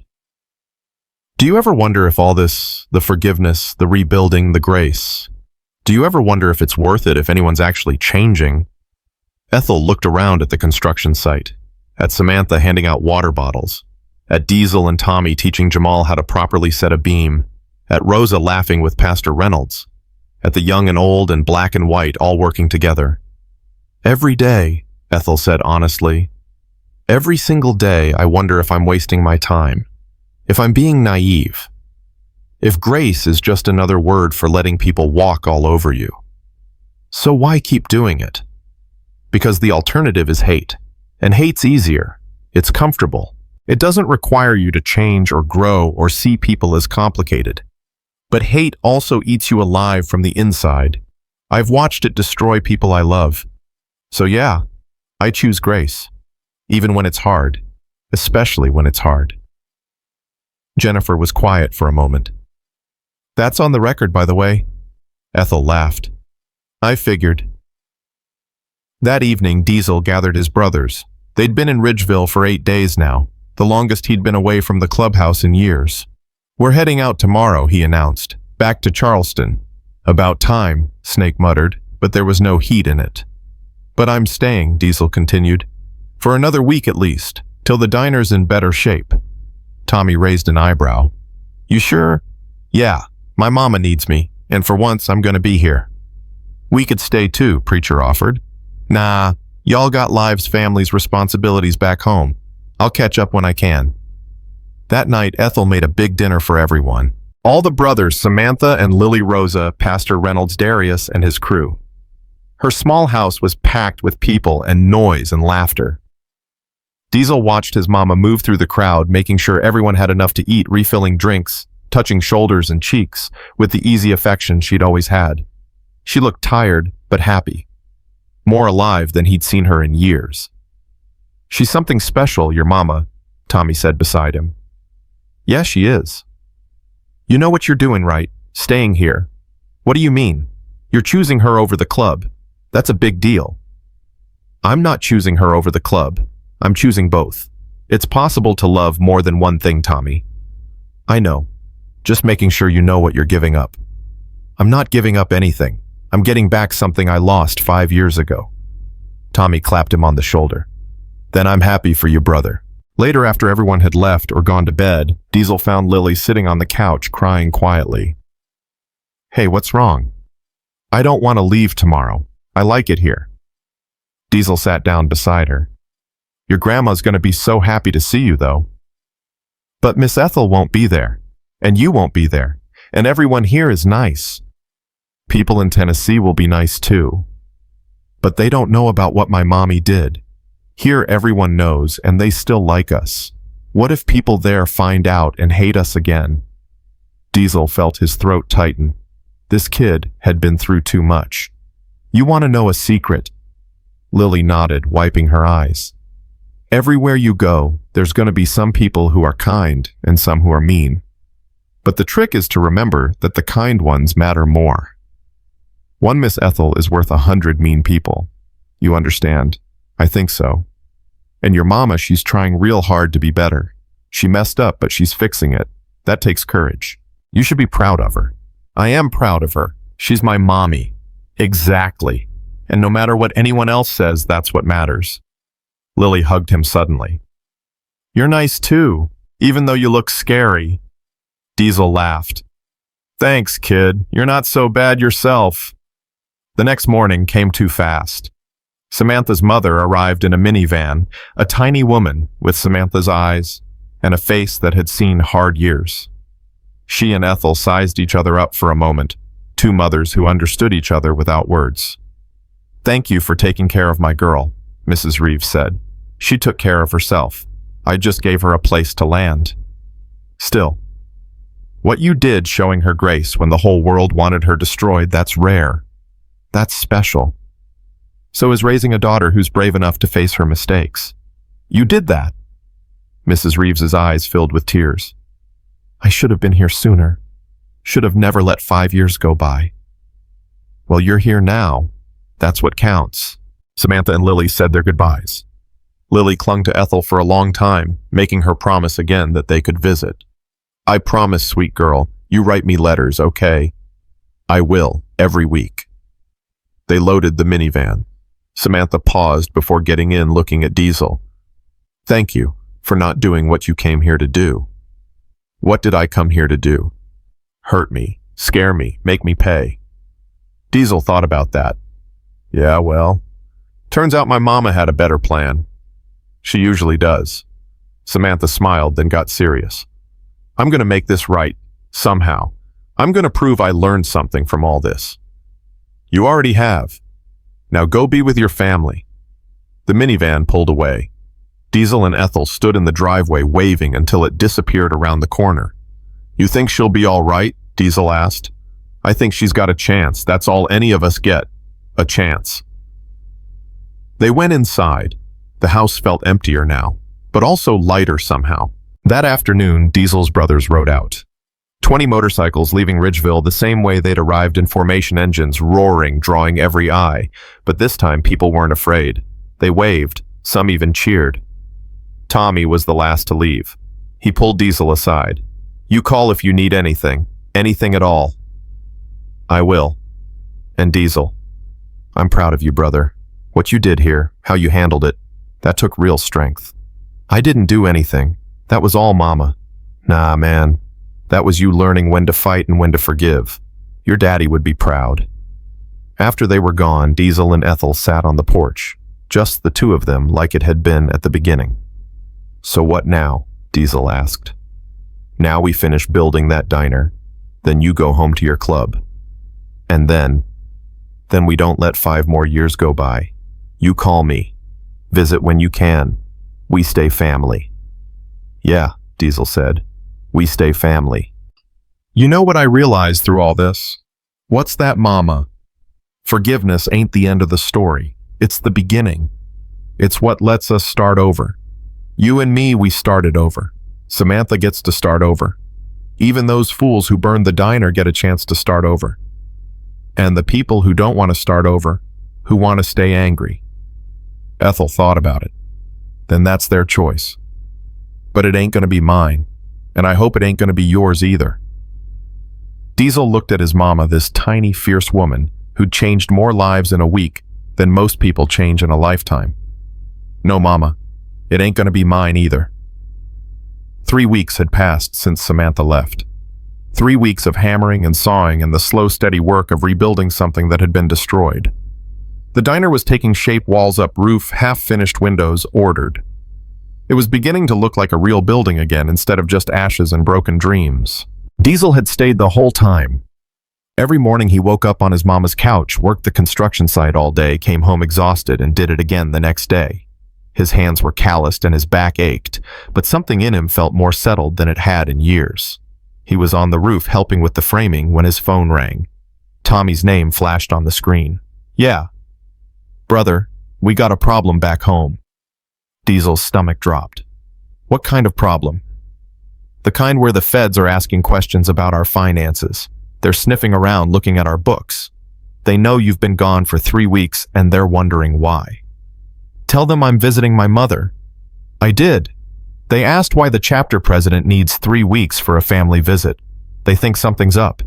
Diesel climbed down from the roof, moving away from the other workers. "How bad is it?" "Could be nothing.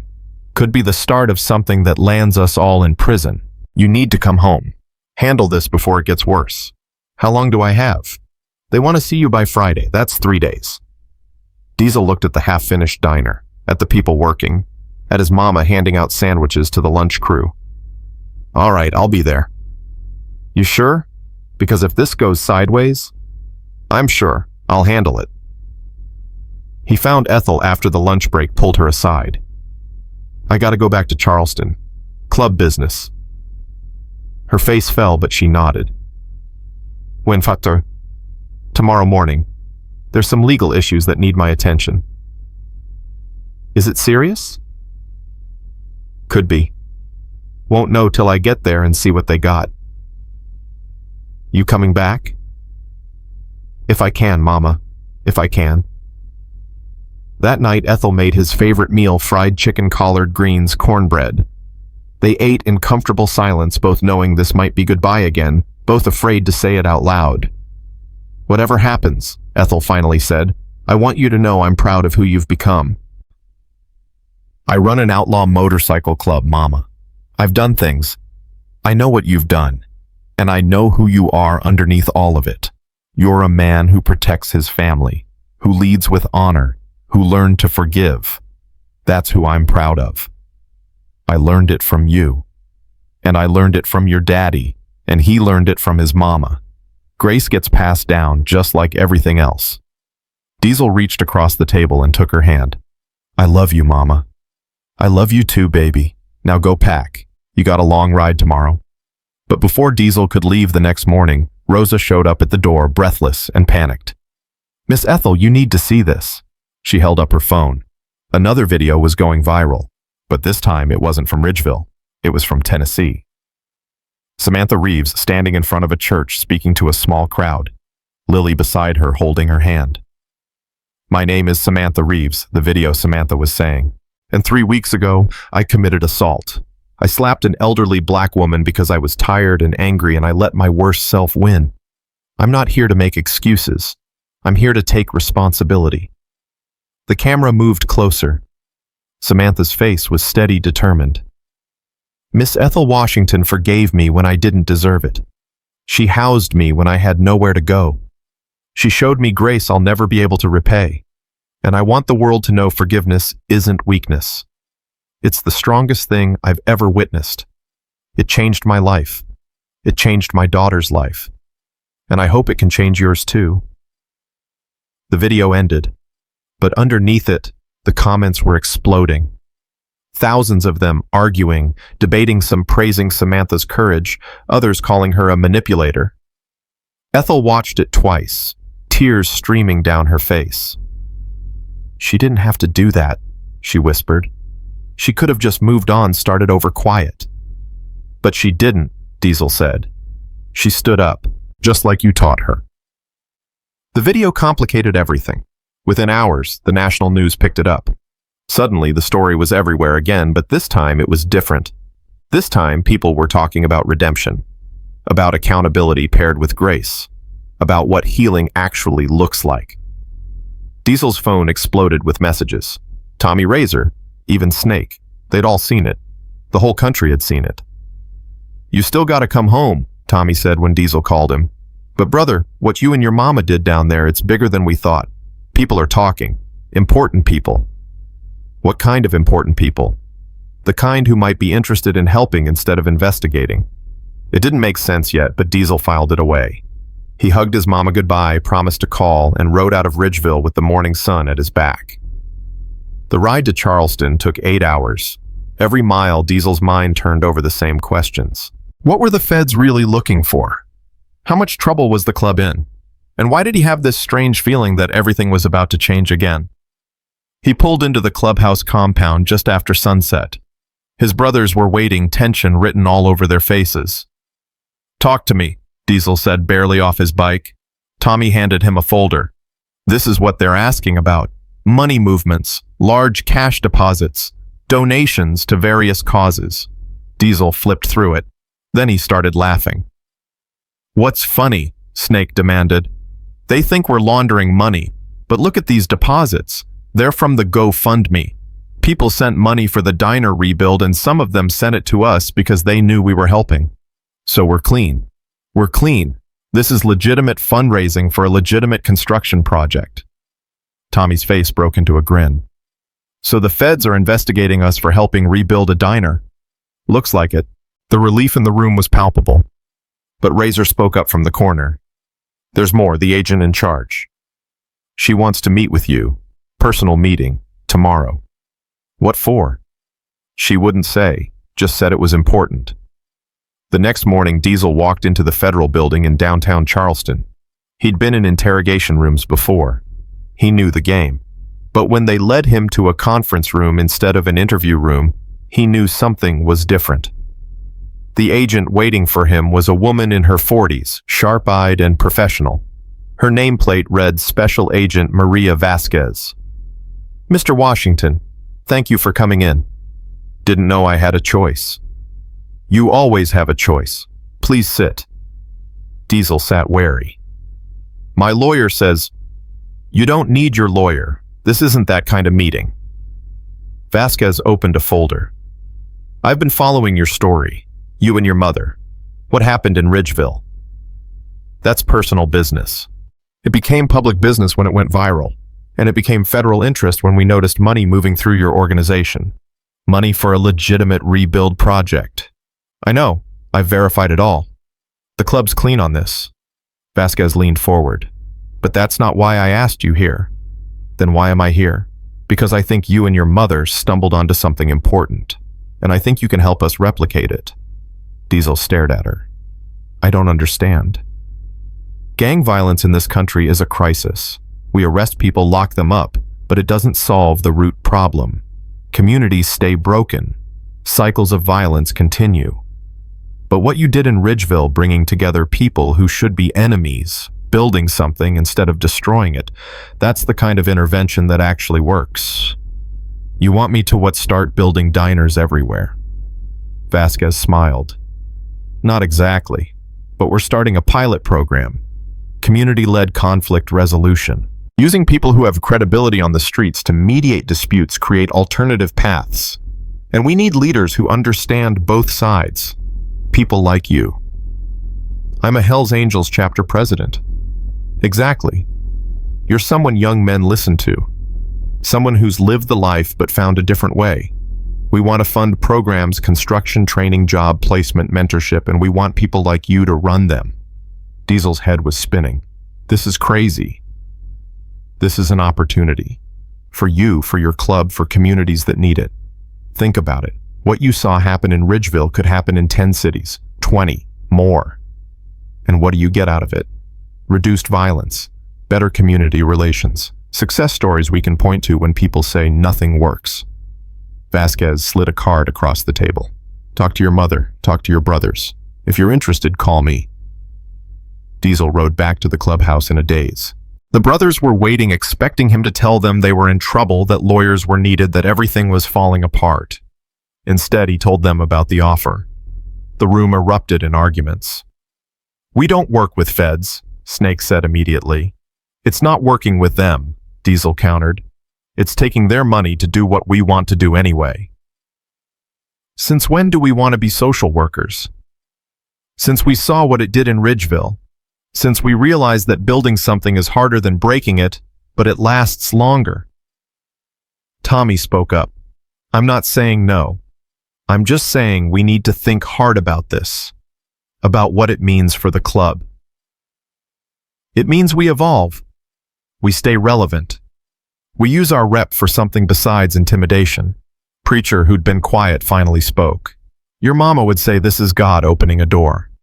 My mama would say a lot of things, but yeah, she'd probably say that. They argued for hours. Some brothers were firmly against it. Others were curious. A few, like Tommy and Preacher, were cautiously optimistic. Finally, Diesel called for a vote. Club rules.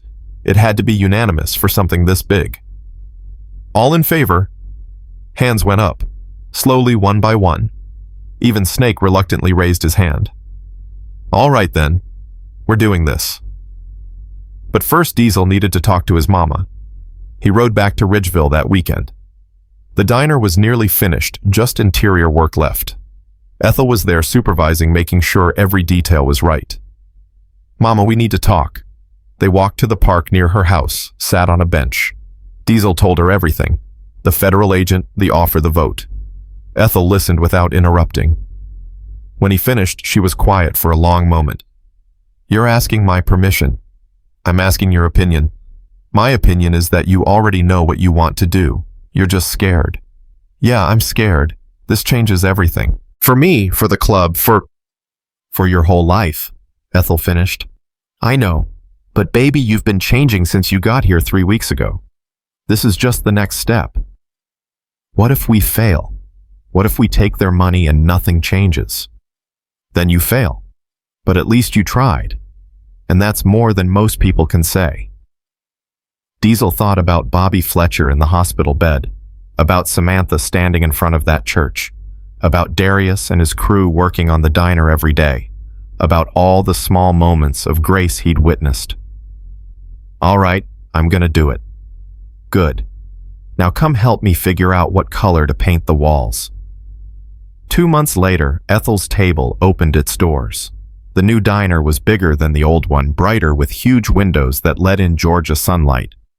Above the door hung the sign Diesel had carved, "Forgiveness is the only revolution that lasts." The grand opening was packed. People from all over Georgia came. News cameras, of course. But also regular folks who'd followed the story and wanted to see the ending. Rosa managed the front-of-house tears in her eyes as she greeted customers. The menu was the same as Betty's had been: comfort food, Southern cooking, nothing fancy but everything made with love. Diesel stood in the corner watching his mama work the room. She moved from table to table asking how the food was, touching shoulders, laughing at jokes. This was her element. This was what she was born to do. Then the door opened and Samantha walked in with Lily and Mrs. Reeves. The room went quiet. Everyone recognized her. Ethel walked straight to them and pulled Samantha into a hug. "I'm so glad you came. Wouldn't miss it. This place, it's beautiful, Miss Ethel. It's ours, all of ours. Couldn't have done it without you." Lily tugged on Ethel's dress. "You promised I could help serve sometimes." "I did promise that. Tell you what, you help Rosa hand out menus today. We'll see about getting you a real job when you're older." The girl beamed and ran off to help. Samantha watched her go, then turned back to Ethel. "I got a job, teaching assistant at my daughter's school, starting next month." "That's wonderful, honey. It's not much, but it's a start. And I'm going to counseling, working through everything. One step at a time, that's all any of us can do." Later, Pastor Reynolds blessed the diner. Darius and his crew sat at the biggest table, stuffing their faces and laughing. Sheriff Patterson came by, shook Diesel's hand, said he was proud of what they'd built. Even Bobby Fletcher showed up. Burns mostly healed, his daughter holding his hand. He stood in the doorway like he wasn't sure he was welcome. Ethel saw him and walked over. "Bobby." "Miss Ethel, I wasn't sure if I should come. After everything you're here. That takes courage." "Come on, I saved you a booth." She led him and his daughter to a table. The same table where it had all started. Where she'd asked for a clean fork and everything changed. Diesel watched from the kitchen and felt something shift in his chest. This was what winning looked like. Not blood or vengeance or dominance. This. People choosing to show up despite their shame. Choosing to try again despite their failures. That evening, after the last customer left, and they were cleaning up, Diesel found his mama sitting in that same booth, exhausted but content. "We did it, Mama. We did. Though I'm not sure what it is exactly. Built something, changed something, proved that grace works. For now. Tomorrow someone else will need forgiving. Next week another crisis. This ain't the end, baby. It's just proof that the way works." Then I guess we keep going. I guess we do. 3 months later, the first Hells Angels Community Center opened in North Charleston. Funded by federal grant money, staffed by brothers from the club, offering construction training, job placement, and mentorship to young men trying to find a different path. The second center opened 2 months after that in Savannah, then Atlanta, then Memphis. Diesel split his time between running the Charleston chapter and overseeing the programs. It was exhausting work, but it was good work. Tommy became director of the construction training program. Preacher ran the mentorship side. Even Snake found his place teaching motorcycle maintenance. Turned out the man was brilliant with engines, and even better with troubled kids who needed something to focus on. The feds got their success stories. Communities got resources, and the Hells Angels got something they'd never had before: respect that didn't come from fear. But none of it would have happened without Ridgeville, without a 76-year-old woman who chose forgiveness over fury, without a son who came home and learned that strength wasn't just about how hard you could hit it, was about knowing when not to. A year after the diner opened, Diesel rode back to Ridgeville for the anniversary celebration. The town had thrown a festival, music, food, people everywhere. Ethel's table was the center of it all. He found his mama on the porch of the diner watching the celebration with a small smile. "Happy anniversary, Mama. Can you believe it's been a year? Feels like yesterday. Feels like forever." "Both. Always both." Ethel took his hand. "I got something to tell you." His chest tightened. "You okay? Are you sick?" No, nothing like that. I'm retiring from the diner.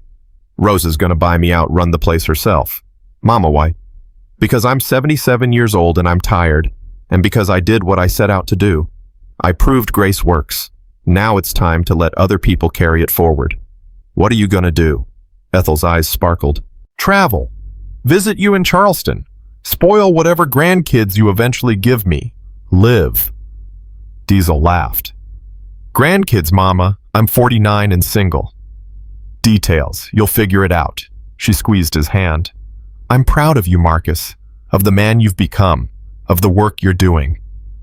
I learned from the best." They sat together watching the festival, watching people dance and eat and laugh, watching black and white and young and old all mixed together, all celebrating, not what divided them, but what they'd built together. A little girl ran up, not Lily, but someone else's daughter, and handed Ethel a flower. "Thank you for the pancakes, Miss Ethel." "You're welcome, baby. You come back anytime." The girl ran off. Ethel held the flower, turning it in her fingers. "You know what I think?" she said softly. "What's that?" "I think we get glimpses, little moments where everything's right and good and the way it should be.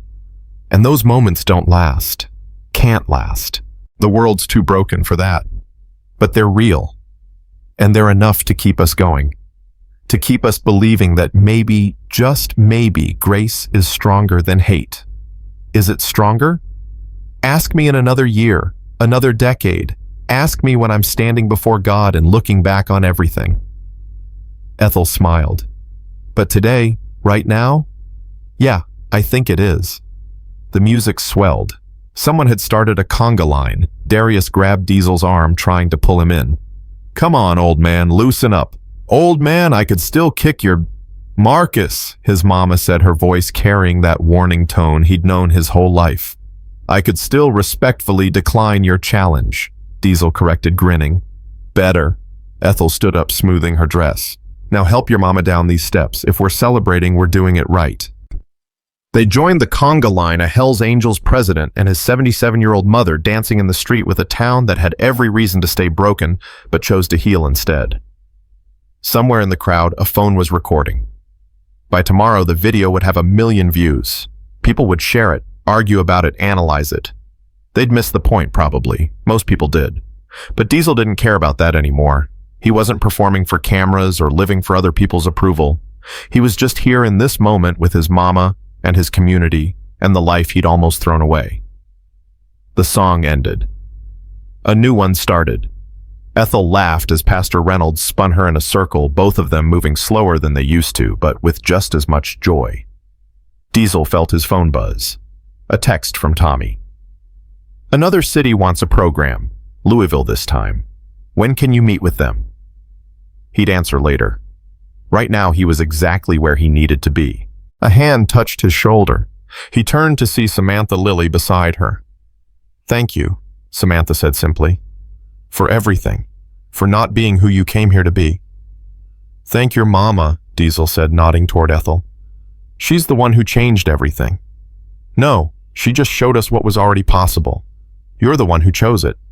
Lily hugged his leg. Are you coming to my birthday party next month? Wouldn't miss it, kid. They walked away, rejoining the crowd. Diesel watched them go, a woman who'd made a terrible mistake and was building a new life anyway, a daughter who'd never have to carry her mother's shame.